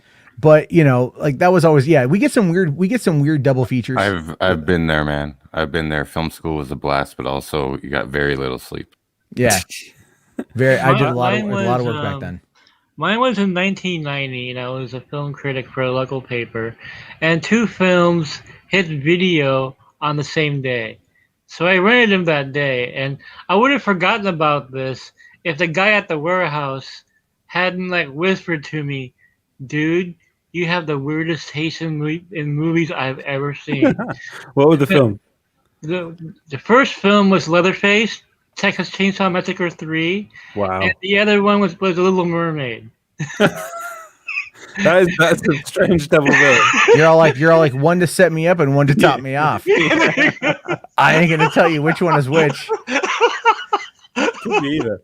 I'll tell you this. I worked at Hollywood Video back in the summer of 1999, and we had a whole bunch of softcore porn films. So we had like 5 of them. And one time this guy came, and we all knew which ones they were, Yeah. We all were fully aware of which ones they were. And this one time this dude walks in and he has all 5. And he came right to my checkout counter. And I was 17 and I was like scanning him. I said, "Oh, yeah, this one's good. Oh, this has got a good story to it. Oh, this one, watch with your wife." And like the guy was like, and I just was messing with the guy. Because I knew what you were going to be doing. I knew what he was going to be doing with those 5 movies. And they weren't that good. I mean, it was the late 90s. Internet wasn't what it is right now. This reminds me, I had a friend back in the 90s, and he goes, "Hey, I got some got some porn. You want to go see it? Like, okay, sure, why not? You know, what I mean, this is like pre-internet, right? So the guy brings me like a bunch of porn tapes. I'm like, okay, so I started watching one of them. I said, hey, why is that guy familiar? Like, I'm watching this porn and there's this dude there. Like, this guy looks like somebody at my apartment. And so, like, that's a bit strange. So I bring a tape back to the guy, and I said, hey, you know, that one amateur porn tape you have in there, the guy that looks familiar goes, what is this? He goes, oh, that's amateur porn from Tacoma, which is where I live. So that was probably him in the video. You know, art can be filmed anywhere, Mikey. Art can be filmed anywhere. Exactly. No, those are always funny times when that kind of stuff happens. But yeah, people like they rent the weirdest stuff, and you get to make fun of them for it. So it's all, Edward looks a little uncomfortable, which is weird because you live in France. Yeah, I know, right? Like like, just if I'm gonna get like, you know, I'm gonna get a little colorful for a second here. I mean, like the way that the French are more or less described when it comes to their sexual prowess is that the whole city just rains jizz. You know, it's just like that's what it comes down as, man. You know, You're fired. There we go. Okay, I'm gonna hard left turn. Well, Elizabeth Olsen gets Spider-Man No Way Home. That is the quote of the day. I mean, But to answer the previous question, though, yes, I will be getting Howard the Duck in 4K because I love that movie. I did and too. and Leah Thompson. she was Oof. hot. Yeah. I actually saw her once in person in LA. I was getting it from a restaurant or a cafe, and I turned my chair to put it in, and I was like this far away from like Leah Thompson's face, and I was like, do I say anything? And my friend's like, no. I'm like, but it's, Yeah. you know, and he's like, you know, she's enjoying her breakfast, man. I'm like, oh yeah, fine. I ran into Ray Fisher a couple of years ago. Had no idea it was him. He was in a shirt and jeans. I thought he was one of the fans at Comic-Con, you know. Oh, it was Ray Fisher. He was like, all of a sudden he stopped and started signing autographs. Why is that fan signing autographs? I'm like, oh my God, it's Ray Fisher. Really? I used to do that when I was when I lived in LA. I went to the Universal backlot quite a bit for script writers network meeting once a month, and we would always like, you know, park in the parking lot and like walk through the backlot to get to the meeting place. And then every once in a while there'd be like the tram that comes by, right? The tram. Yeah. And everyone, I'd be walking and, you know, by myself, and I'd see like the tour guide coming, and people they'd see me and they'd all like pull out their cameras, you know. And so I would just like, if I had a hat on, I would just turn it backwards real quick, and I'd be all like, hi everyone, you know, hey, Kevin Smith here says have yourself a good time at Universal, whatever. And they're like, you know, I'm like, later on they're gonna know that it wasn't him, but in that moment they thought that it was. And in that moment I win. I'm getting my producer asking me to talk about the next news story. The next I can't get over Matt's quote, like the quote of the day, man. I'm just still laughing at what he said. The next one is a scoop from you, Mikey. Elektra's going to be returning to the MCU. You can talk about this one. I have to like put my mind back in the clean section. Yes. I think you both do. You know what? It's like a switch for me, so I'm good. It comes pretty quickly. You know what I'm saying? Oh, yeah. So no, let's move on. So Elodie, Shut up. is it going to be Elodie Young back as No, Elektra? But it's Mikey. No, it's not. No. I liked her, man. I liked her. I thought she was good. I read your article. You said she was all right. Well. Yeah, you said she was all right. She wasn't like it sounds to me like they're gonna recast her if they bring her back. Yeah, yeah. They're gonna recast most of them. I mean, it's just a few exceptions. Charlie Cox.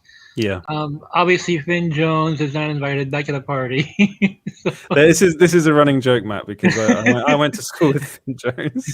Oh, really? Yeah. I'm one of the few people that liked him as Danny Rand. I really like Finn. I like Finn a lot. I think he's a nice guy. I feel he got bucked pretty He got hard. bucked up pretty bad by In that deal, and everyone blamed him for like Iron Fist Well, it wasn't season his 1. fault. It wasn't. And his it's fault. like, yeah, like go watch the Inhumans from 2017, and you'll know exactly whose fault same it was. showrunner, isn't it? It's the same. Scott Buck, yeah. It's really sad because he had some good actors with him. He just didn't know how to deliver. I really loved Jessica Hennig as Colleen Wing. She's I really awesome. She's like awesome. I had a bit of a crush on her in that show, to be honest with you. And then I really liked I loved Carrie Ann Moss popping in quite a bit. She did really well, I thought. And then I liked the brother in the show. I forget his name because he popped up in like season 3 and season 4 of Banshee, and he's excellent in that show as the reformed neo-Nazi. And so like I didn't recognize him without the swastika tattoo. He's a really so that's good kind of actor, funny. though. Yeah, he's really good, and like I really wanted to see him like get into that depth. But Scott, I don't know why Jeff Loeb was like, yeah, let's bring in Scott Buck. I really enjoyed the last 4 seasons of Dexter. That was great. You know how it went from. He's not even doing the revival, is he, of Dexter? It's the guy, the original showrunner. I think there's doing Buck's not involved. He's not he's involved. not Well, involved. is Melissa Rosenberg going to be back writing? Because like I'm she not was sure. really good Actually. writing. I'm not sure about that. I think I'm pretty sure they got like the season 1 and 2 team. Okay. Well, because she was a writer. She was the head writer on the show for the first like 4 seasons, I think. And then she went off to go and do the Twilight movies. Yes. It's like you can't polish a turd, but you were doing really good on Dexter. But as long as they don't, I mean, I do like Jennifer Garner, but don't bring Jennifer Garner back because she's doing other stuff now. She's a mom. You know what I mean? Yeah, like she's just a mom. She was really good in oh god. Sorry. Thank you, James. He's here for me. He's here for me. Trust me. That's a meme I'm not going to go into. I'm like getting the feeling of coming in the gym. I'm getting the feeling of coming at home. I'm getting the feeling of coming backstage when I pump up. When I can't do this anymore. Hold it, Sanchez, or you'll get a knuckle supper. It's time for a game called Let's Embarrass the Host even more. I know. But for some reason, since you two started going filthy, we started getting more viewers. So I tweeted out that I was live, and people from my audience, or well, I don't know if I call them my audience, but they came over. Well, they know what they're in for then. Yeah, I blame it on Jarbo. Oh man, but yeah, so it looks like Boulder Talk Radio, ladies. It looks like Elektra is coming back to the MCU. Right, moving on, and I wanted to talk a little bit about Chadwick Boseman because he was nominated. I just have one quick question. And he's not here, so don't get me started on him. But so Chadwick Boseman today was nominated for an Oscar for Ma Rainey's Black Bottom. Which is the new Netflix film. I mean, this for me, I don't know what to think about these Oscars because I'm a bit like I don't know. I'm not excited about them. Usually every year I'm really excited to see them, and this year I'm just a bit like, what do you guys think about this? The thing about the Oscars, I haven't there's so many films that I haven't seen. Yeah. That's even this year. Yeah, I mean, I tell you what, like Ma Rainey's Black Bottom was that was a film that Syl told me I had to watch, so I went and watched it. It's really good. And then the other one that is Sound of Metal is really good as well, and that stars I'm blanking on his name right now. Riz Ahmed, yeah, and he's the other guy that's been nominated for an Oscar. He's the first is he the first Muslim actor to be nominated for Best Actor, I think. And it seems to be like a pretty. I'm pretty sure that Chadwick Boseman is going to win that one. I think that's a foregone conclusion now. But it's going to be a kind of a bittersweet moment because it's nice that he won it, but it just would have been really lovely for him to be there and see it. It's like a second time this has happened in living memory, where it's like the first time was Heath Ledger. For me, anyway, that watching that was really sad as well. And that's me bringing the show down. I will say this though, and this might. I'll tell you this though. This is definitely a hot take opinion. As happy as I was that Heath Ledger won Best Supporting Actor for The Joker, I think had he not died, it would have gone to Robert Downey Jr. Do you reckon? I do think so because as What much was as he nominated for that year? Was Tropic that Thunder. Tropic Thunder. Yeah, that was right. when he's playing guy. Was it the Guy Lazarus or whatever his name was, or and it was hilarious. just he was because it was hilarious and it was nuanced and it was topical and it was satirical, and there was all the elements at play that made that character, or Kirk Lazarus, that's what it was. Yes. And so like all of those elements that went into that one, and I, as much as I love Heath Ledger as a Joker, and I do, it's iconic, but that RDJ performance is still, I think, his best performance ever. Yeah. And it's just one that like, it's still so iconic. And I think the Joker was overplayed as a bit of a meme. And not to say that it ran its legacy into the ground or nothing, but I don't know. I think that Heath Ledger would have been nominated, but the Academy wasn't quite there yet. It was just the tragic nature of the death. Because even this year with Chadwick Boseman, like him hiding his cancer and then dying from it, like that's insane.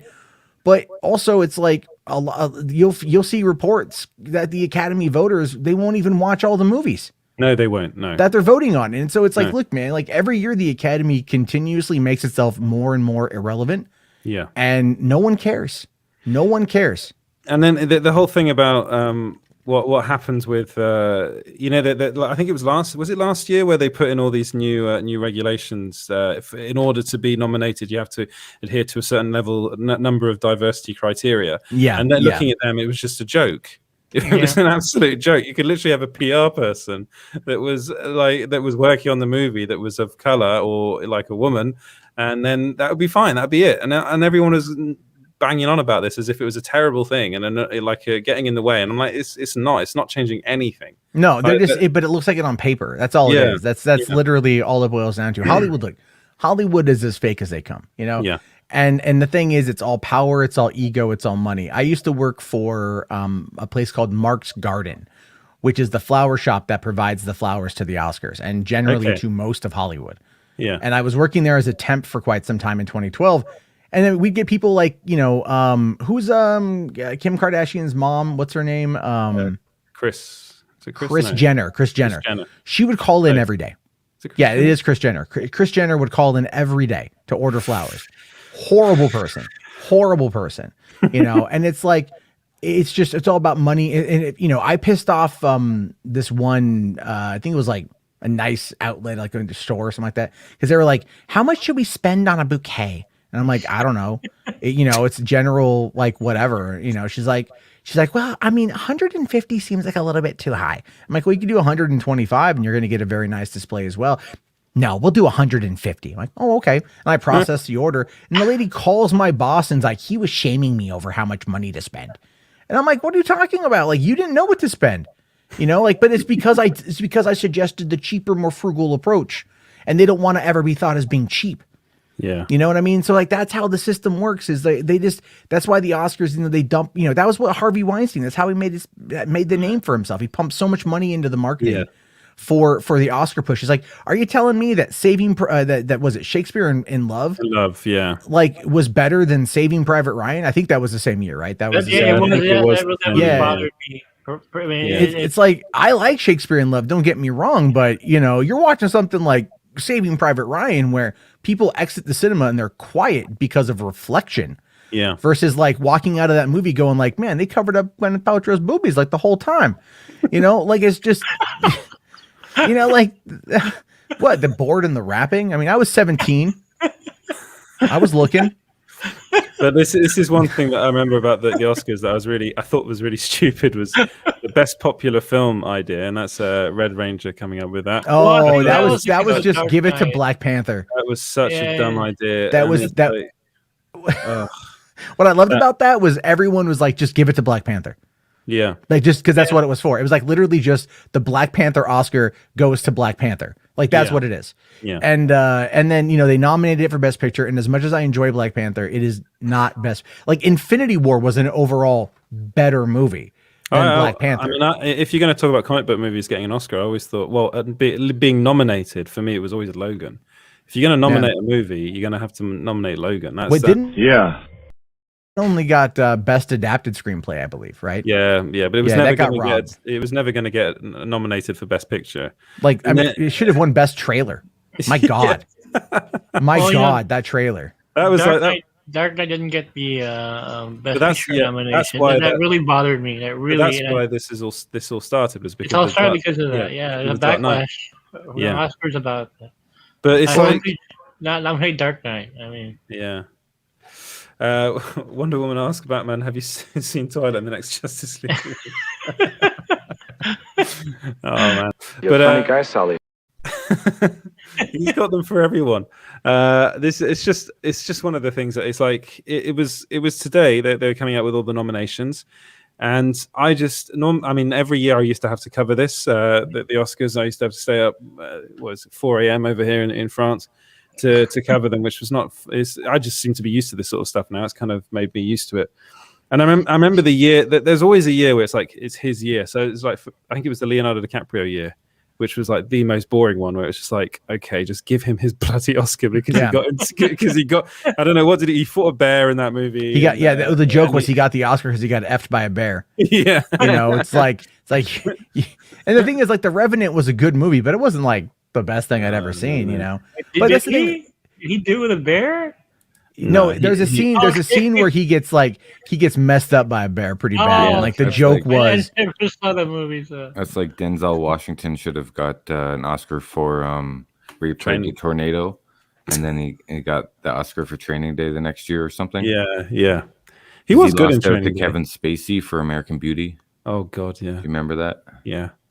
So they always play catch up the next year. Can they take back Oscars? God, that'd be nice. I wish. Like, hey, Midnight, joke's on you. Yeah. I'm still upset that Star Wars lost to Annie Hall back in '78. And I'm kidding about that too. Screw La La Land. Dramatic. I think that's the best moment in Oscar history, personally. How did Out of Africa win anyway? I thought the La La Land moment was the best Oscar moment ever. I really did not like that film. I thought that film was just like I haven't watched it. I thought it was Hollywood just glory like. Yeah, I want to see it. Yeah. Well, it is. It's like, hey, let's take Ryan Gosling and Emma Stone and I don't know, make them dance. Yeah. Right. And it's like, and sing badly, dance badly. Yeah. So he was great. It's it's two white people going like, hey, have you ever heard of jazz? Yeah, literally, it's a man mansplaining jazz for like 2 hours, and then it's like this film deserves to get best picture. No, I'm sorry, his previous film was much better. Whiplash was much better, but and then his last film was it the moon landing one? I thought Ryan Gosling, First Man or something like that. First Man, there you go. I realize there's a lot that I just haven't seen. I just kind of like, I don't know, like a lot of these movies nowadays. They're not really interesting me. They're like. Like I would rather watch a terrible action movie than I think some of these Oscar draws. But then there's sometimes you get You're late. Traffic. Yeah, no, I'd rather watch 1996 Eraser than some of these movies. Like that's what we need. Like that's the thing. Like I loved it with with Liam Neeson kind of becoming like the new action go-to. But the problem though is that the movies just became kind of repetitive, and it wasn't like upping the stakes each time around. It felt like he did The Grey, and I think he peaked it with The Grey. The Grey was amazing though. Have you guys seen Boss Level, the new Carnahan one? No, that just dropped on Hulu last week. It's good. That's the new Joe Carnahan movie. Yeah, it's basically a video game movie. It's like a guy stuck in a time loop where every day he dies and he's trying to uncover why he's gonna what's going on. And it's got Frank Grillo, it's got Mel Gibson as the bad guy, Naomi Watts. Yeah, it was weird because it just came out, but I saw it months ago because somebody had sent me a link to it, and I thought that it was already out, and I watched it, and then I realized after I'm like, oh, it's not out yet. Yeah. Ooh. Whoa. And then but it was good, and I got to rewatch it on Hulu. But it's it hasn't been released here yet. Instead, I've literally just got an email of someone asking me, "Hey, do you want to review Chaos Walking?" I'm like, no, not that. Man, when I was in the Philippines, when I was in the Philippines during the '80s, I used to watch 15 movies a week. I can't do that now. I can't. There's no way. Do that now. Yeah. It's so hard. It's hard when you even have to do reviews or content creation because it's like it makes you not want to do it. It makes you not, Like because for me, the way I look at it is what can I bring to the table that's at least something unique. Yeah. And I feel like it's all because I'm not a very good editor, truthfully. So, and I don't like to, and given what happened with this copyright strikes, I don't like to use footage very often. Yeah. You deal with it. I don't know. It's annoying.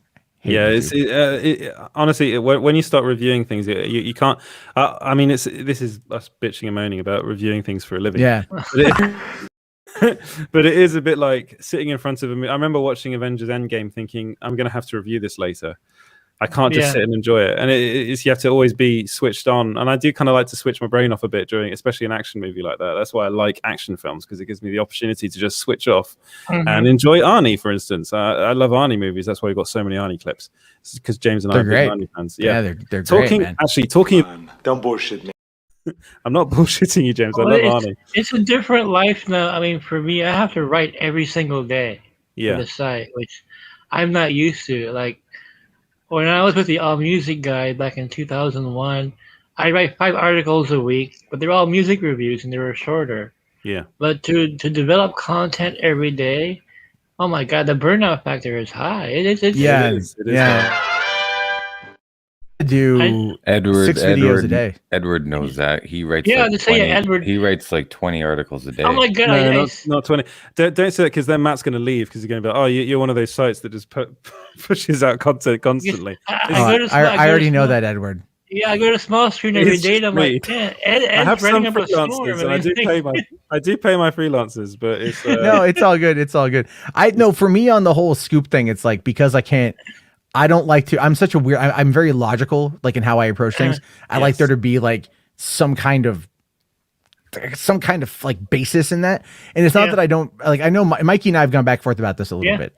You know, where I don't really cover many scoops anymore. And it's not that I don't read them. I do, but it's, I can't bring myself to do it. It's such a weird thing.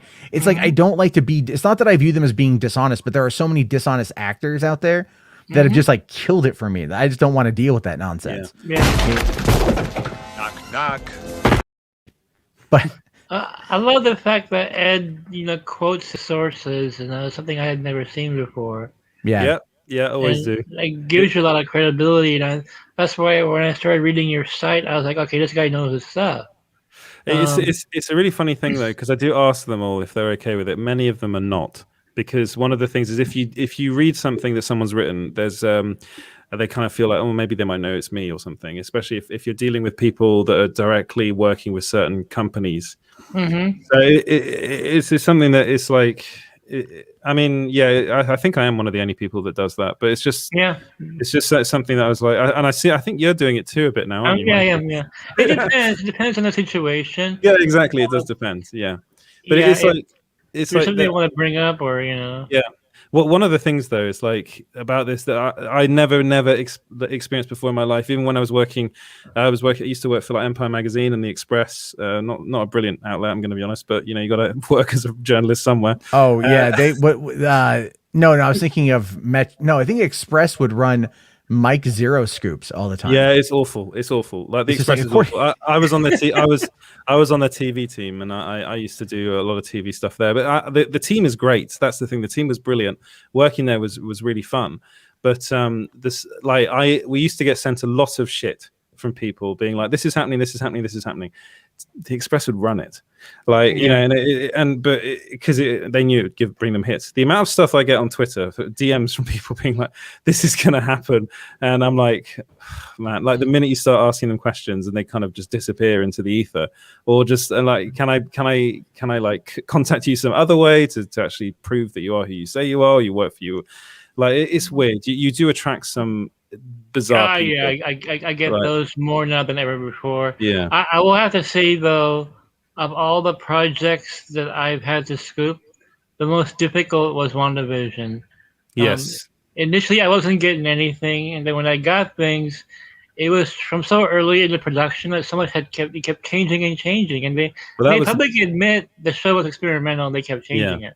That was the problem with the show. They kept on and I think one of the things that was problematic with that was the pandemic. I think it really put them through a loop where they were like, they had all this stuff planned, and then they're like, we just can't do it because we can't film this stuff. There's no way we can do it. And talking to directors as well. So one of the directors that I was talking to recently is the guy that he directed stuff on Umbrella Academy. He did Legion. He's done lots of stuff like that. There's a Netflix show coming out called Shadow and Bone that looks pretty good, and he directed. That's pretty soon, I think. Yeah, he directed all that, and he was talking to me about how much of a nightmare it is to get these things filmed now, because there's literally no LA. He said LA is just, you can't do it. Like, it's impossible, because none of the warehouses or the places where we film in LA are capable. They have really bad ventilation and stuff like that, so you just can't do it there. Which is why they're all going to New Zealand and Australia, because over there that they've prepped for this, and also they don't have COVID, but they also have New Zealand doesn't. Australia has a couple of cases, but they're just so much more ready for this. So now, like, Shadow and Bone was almost entirely filmed in New Zealand, and one of the problems with WandaVision was they couldn't film there. They couldn't get the actors to go over there, so they just stopped. They just cut loads of storylines out. They're just like, we have to cut this. They literally cut Doctor Strange out of it, and then Kevin Feige was like, oh, maybe we just shouldn't put anything like of any note really in these series. Just keep it to the films. So that's probably one of the reasons why we didn't see Doctor Strange as well. It's interesting, Edward. Remember I was on Sill's show last week, and I was talking about how my source has seen Snyder Cut.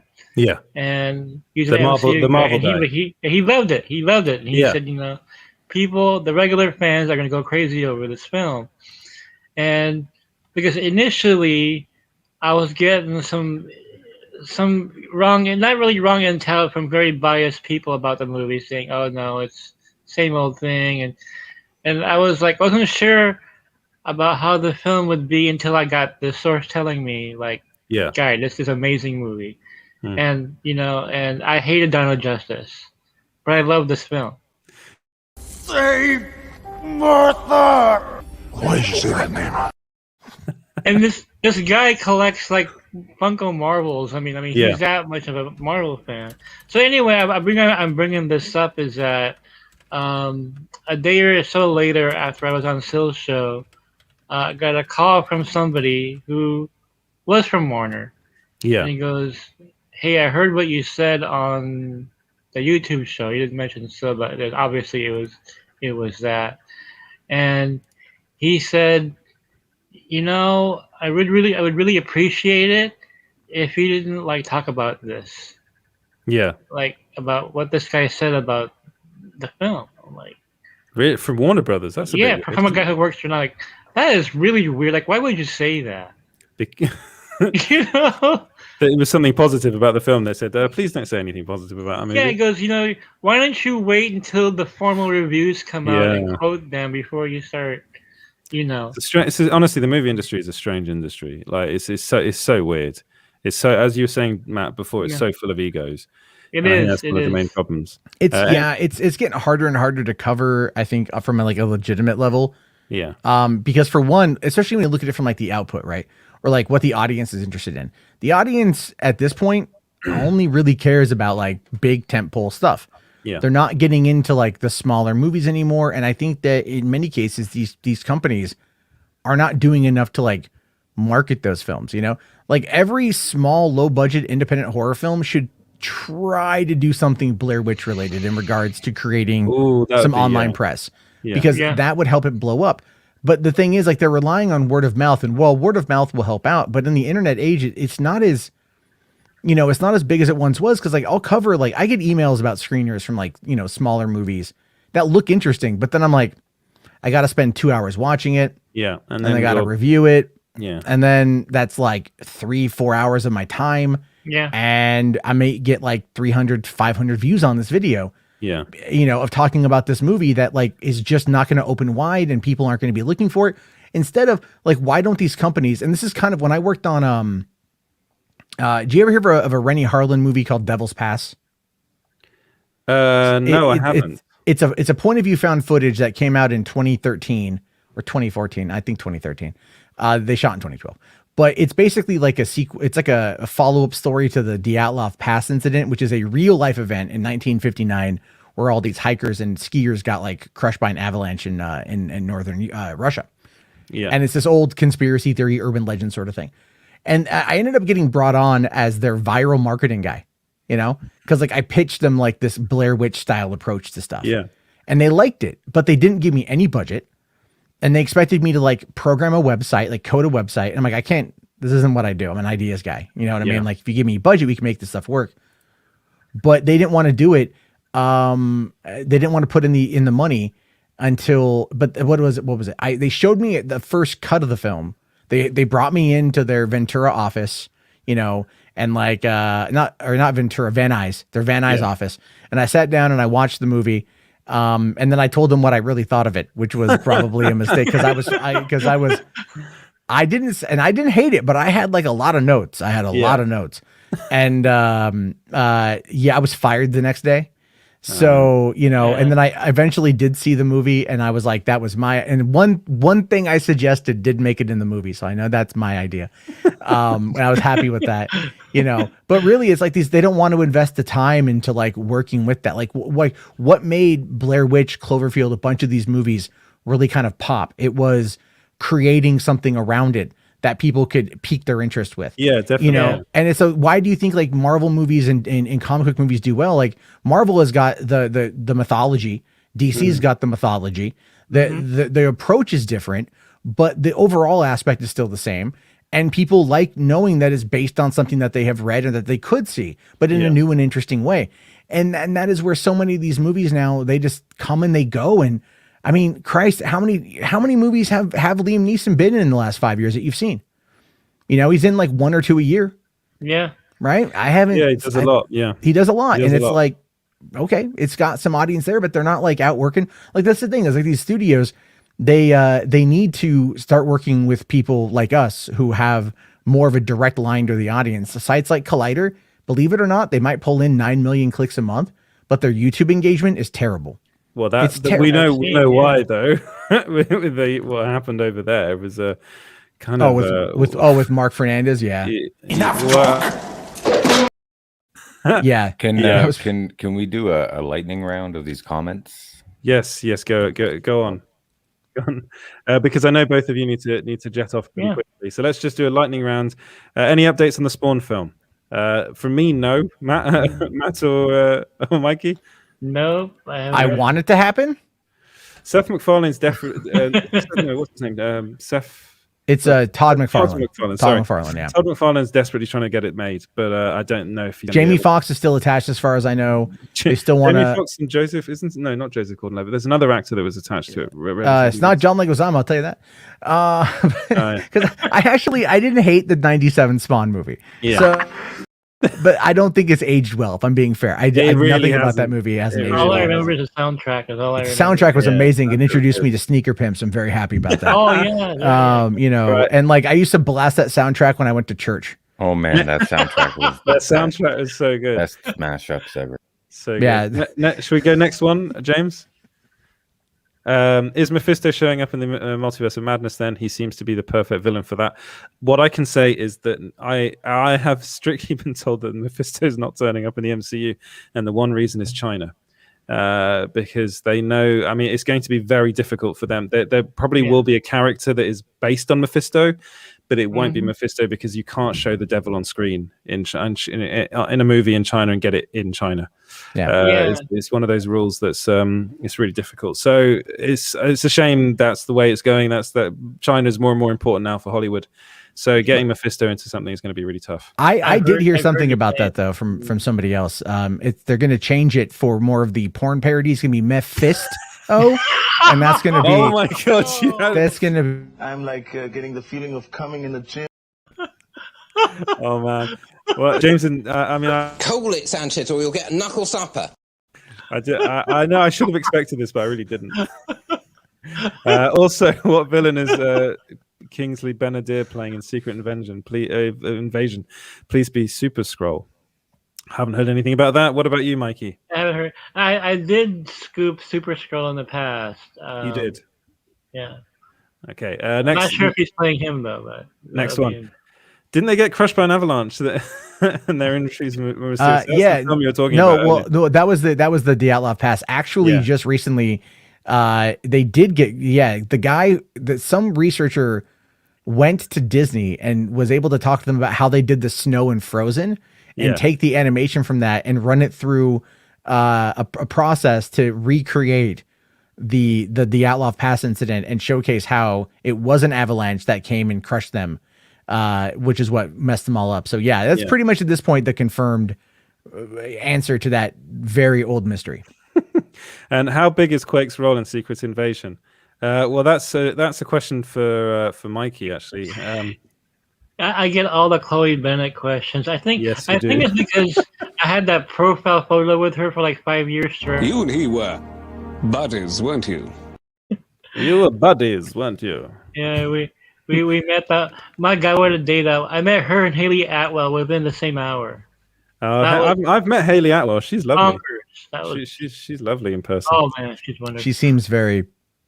She's very nice. She's very nice. That's all I'm gonna say on it. I have a thing for a thing for Haley Atwell. You know who else is very nice is well, I've actually interviewed her. She was lovely. Was Shailene Woodley. She was really lovely. And Zoe Kravitz. I've interviewed Zoe Kravitz as well. It was really nice. I was the only one to get a smile out of Zoe Kravitz that day. That was for Divergent. And I interviewed her, and the very first question was, I love Mad Max Fury Road. Would you do a second one? And then she was very happy because she was like, that film was a good film I was in. This film is shit. Let's not talk about it. I remember asking Chloe if she was going to be in the Inhumans movie. Yes. And she just kind of winked at me, but goes, I don't really know. She winked at you because she knew that film was never going to happen. But yes, and probably like, this show's gonna suck. As far as how big Quake's role is in Secret Invasion, the answer to that supporting is role. Supporting role, yeah. And Laws of hi guys, all right. I just have one quick question. I think that was done just for that video to show up again. What is there another one? Is there another one, James, or is that it? Is that the quick fire round? I believe because we're not getting anything. That's it. That must be it then. Okay. Yeah. But thank you very much to the both of you for turning up on the show. Let me know where, tell the people where they can find you before you go. I know you can find Mikey on geekositymag.com. Yeah. And then also in my DMs all the time. You can find me at $3 Theater, or Patio Commentary is my new channel that I'm trying to build up, where I do long form. I was going to talk to you about that because I was watching a couple of your videos on there. They're really good. Really. Oh, thank you. Really I was working on the Man of Steel one last night for a while. I got to finish that up this afternoon and get that recorded. And yeah, that's you can also find that as a podcast, can't you? It's not on iTunes yet, but it's on Spotify. I'm hoping the Anchor will start pushing it around to other places here pretty soon. It's a lot of fun. I think what I like about it the most is I try to add anecdotal bits from my own experience watching it, like my connection to some of these things, because it's more fun than just this is what basically Wikipedia is saying. Because in many cases that's all you can get your hands on, unless you want to pay almost $1,000 for what is it, The Fifth Element. If you want to get a book on the production history of The Fifth Element, it's going to cost you about $1,000, $900 to $1,000. Yeah, but it's insane. So you got to pick the info where you can, which is good. And a lot of times that stuff does get cataloged in certain places. So, but it's more just as a way for me to get back to writing and then to kind of just add my own take on it. And I enjoy it quite a bit. It's cathartic, and people seem to because I want to be more positive about it than negative. You're probably a bit perplexed by what's happening on screen right now. Is that a Captain Britain thing? Yeah, it's one of my favorite comic book characters. I've always wanted to play him, and I'm desperately trying to get Kevin Feige to hire me. I can do the voice. You need to talk to what you got. Okay, here's what you do. I'm gonna fill you in on what you need to do on this one. All right, you need to get on Twitter and suck up to Brandon Davis from comicbook.com. Then you guys become best friends, like in the movie Step Brothers. Then you pitch the idea, hold on, Brandon, you, Nova, me, Britain, together. All right, we go to Feige, you hold him down, you hog tie him, you make him squeal like a pig until he says yes. There you go. I think the conclusion. Come on, boy, squeal. The conclusion squeal, boy, you squeal. I'll make you squeal like a pig, boy. let's get the. Okay, Mikey, plug the site. Mikey, you need to plug the site now. Let everybody know. Check out GigosityMag.com. We got some new stories up there as usual. Yes, Every day we have many. something new. I want to give my biggest recommendation to Matt Jarbo's $3 Theater YouTube channel. He does great content, and I think more people need to really watch his stuff. His videos are so intelligently written. Yeah. Now, my preference written. Your commentaries.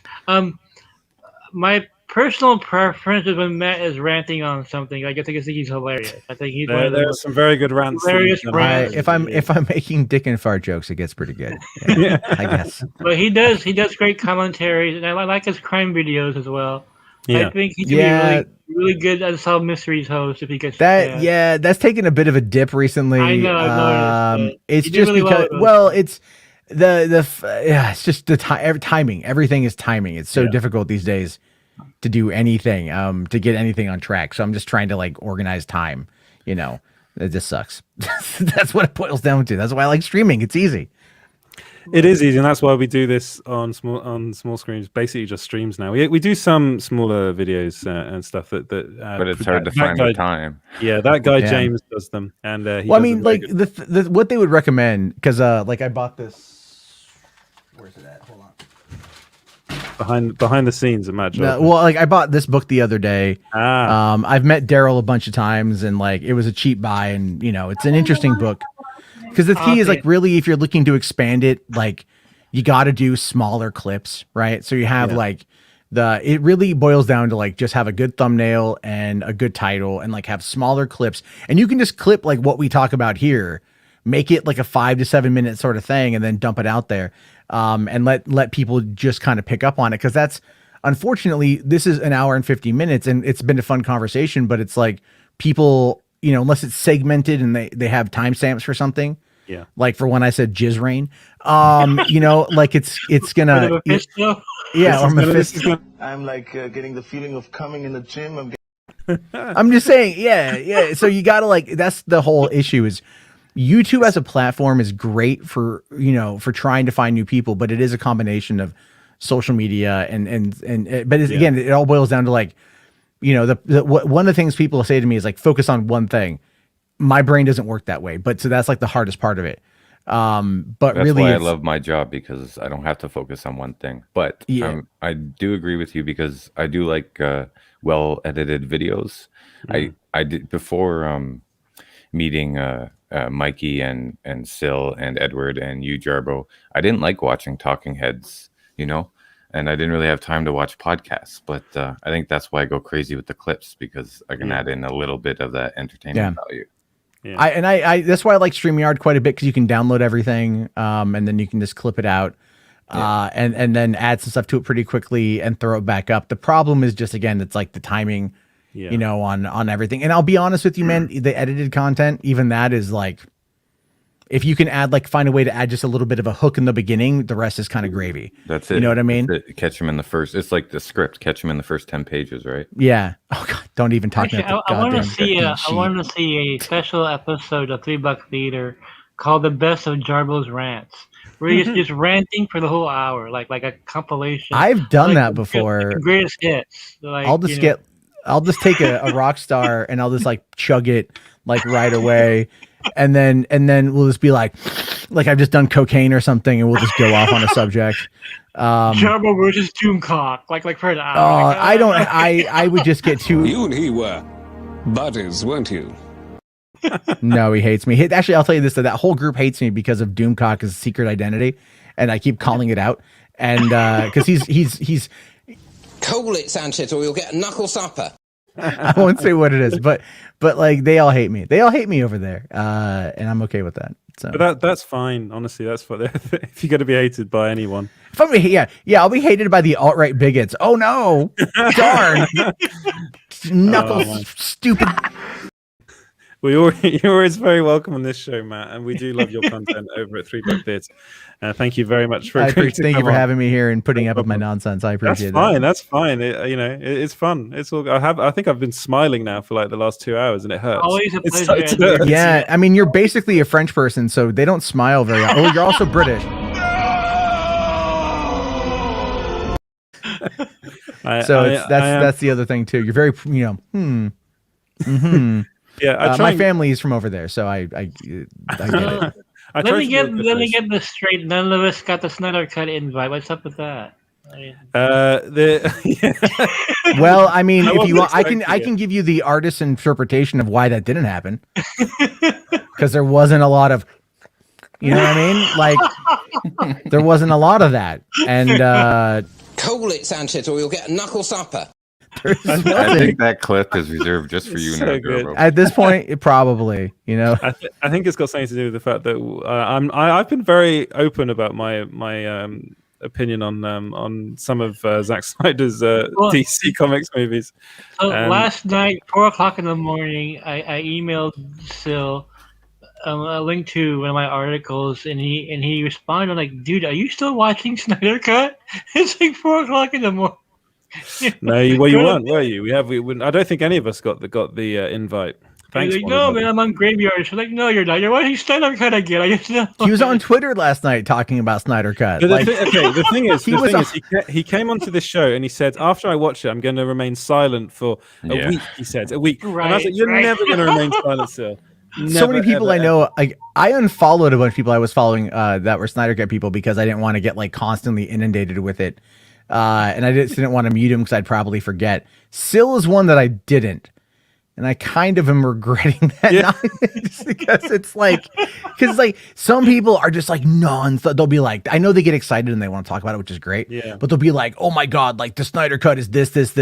And then they'll be like, but really no spoilers. I'm like, like you're hinting, you're edging to a spoiler. Like you're getting right there.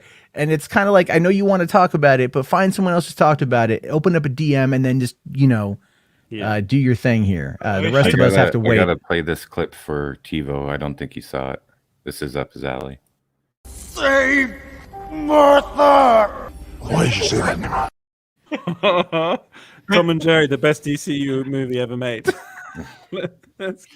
Oh man! Well, all right, Edward, plug I'm gonna let you guys go. I'm gonna say follow Small Screen at Small Screen Co. and go on the website as well. It is you think it might. It's too late. Okay, hold on, Mikey. What I'm gonna say is it's not a bombardment of articles. It's just 10 a day. Yeah, no, that's a lot. Edward puts out the good content, it's man. Not that much. Well, I mean, like, like, do you type it all yourself, or do you like you have other people? I have some people that do features. So we have writers all over the world that do. And again, if you guys want to email me at edward at small-screen.co.uk with feature ideas, you can, and I do pay you. It's not as much as I'd like to, but I do pay my writers. And because I know how hard it is to get paid writing gigs, especially I had an awful time trying to get paid writing in the UK. And I know how hard it is in the US as well. So I do pay my writers. I've only been paid for one writing gig, and this was in 2010. I went to E3, and this guy from Florida was doing like a Star Wars, The Old Republic like website, and he hired me as a free. Call it, Sanchez, or you'll get a knuckle supper. And Edward also has a very good looking sub editor too. Yeah, yes, I do. That's currently hidden behind a Batman avatar. No, she's downstairs sleeping at the moment. Oh yes. Oh, okay. No, he's got a really good right hand man, just like Mikey. Yes. Go ahead. I mean, like a really good right hand. Go ahead. Yes, go ahead. I'm like getting the feeling of coming in the gym. I'm getting the. You can't say those kind of things around me. I'm gonna make a joke. But it is Reese now says, 3 p.m. I do have to yes. jet. I have to get my kids up. All right. Well, thank you very much, from their Matt. nap. But you, Matt. thank you guys for having me. Matt. This has been a lot of fun. Hopefully. Thank you. You can come on any time. Jarbo, Yeah, come on. Don't make that dirty. I'll see if I can come Friday or not. I'll see what's going on. Friday for me. What time on Friday? I don't know, just come for me, baby. Oh. Brilliant. That is brilliant. We have taken on a whole new level of I didn't expect it to go there, but yeah, Reese is right. Don't forget to plug Super Team Mega Super Team Mega Force! Okay, before we plug that, Mikey, you got something to plug on Wednesday. Yes, I am starting a bi-weekly show, right, James? On Correct. Geekosity, our YouTube channel. Yes. I'll be interviewing Pete to look at Pete's Basement. And for those who don't know, Pete gave me my first break on YouTube. He had my first scoop, which was the Sony Disney Marvel deal. I mean, the Spider-Man deal. You talked about that when you first came on here. Oh, that's going to be great. Oh, wonderful. That is something that we've always been discussing behind the scenes, that you guys should really get Geekosity Mag going on YouTube. So I'm glad to hear it.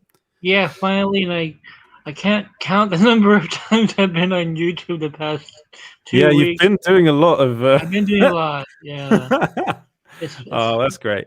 That's cool. Well, thank you for having me on, Edward. It's no always problem. A pleasure. Anytime. It's always a pleasure talking to you, Mikey. And Yeah, thank you very much. Have a wonderful week, guys. You and too. I'll see you on Friday, or I'll talk to you on Friday. Yeah, where we're talking Justice League. Hopefully you've seen it by then. Pipe in our opinions and let's talk plug about that that now. Mephisto appearance in the movie. Let's plug that now. What's going on Friday, Edward? Well, I thought we plugged it. Super Team Megaforce. Super Team Megaforce. Gonna be talking Justice League. Justice League, Dawn of Truth. Dawn of Truth. I think I'm going to lose a lot of fans in that one. I'm feeling that. I'm feeling that at the moment. I'm going to be like, guys, really? 4 hours, really? Let's invite Amber Heard to the team. Oh, I'll talk to Amber Heard about it. Again, I'm not. I'll talk to anyone about anything. But then I'm going to be honest. Matt Jarbo was he liked to make things dirty. Anyway, thanks a lot, guys, and we'll see you in the next one. Cheers. Well, dude, you take care. Goodbye. Bye. Right now we. I knew he was gonna do that. Let's end the broadcast. Yeah. Come on, let's end it now. Wow. I'm waiting. Producer James, end the show now. Super Team Megaforce.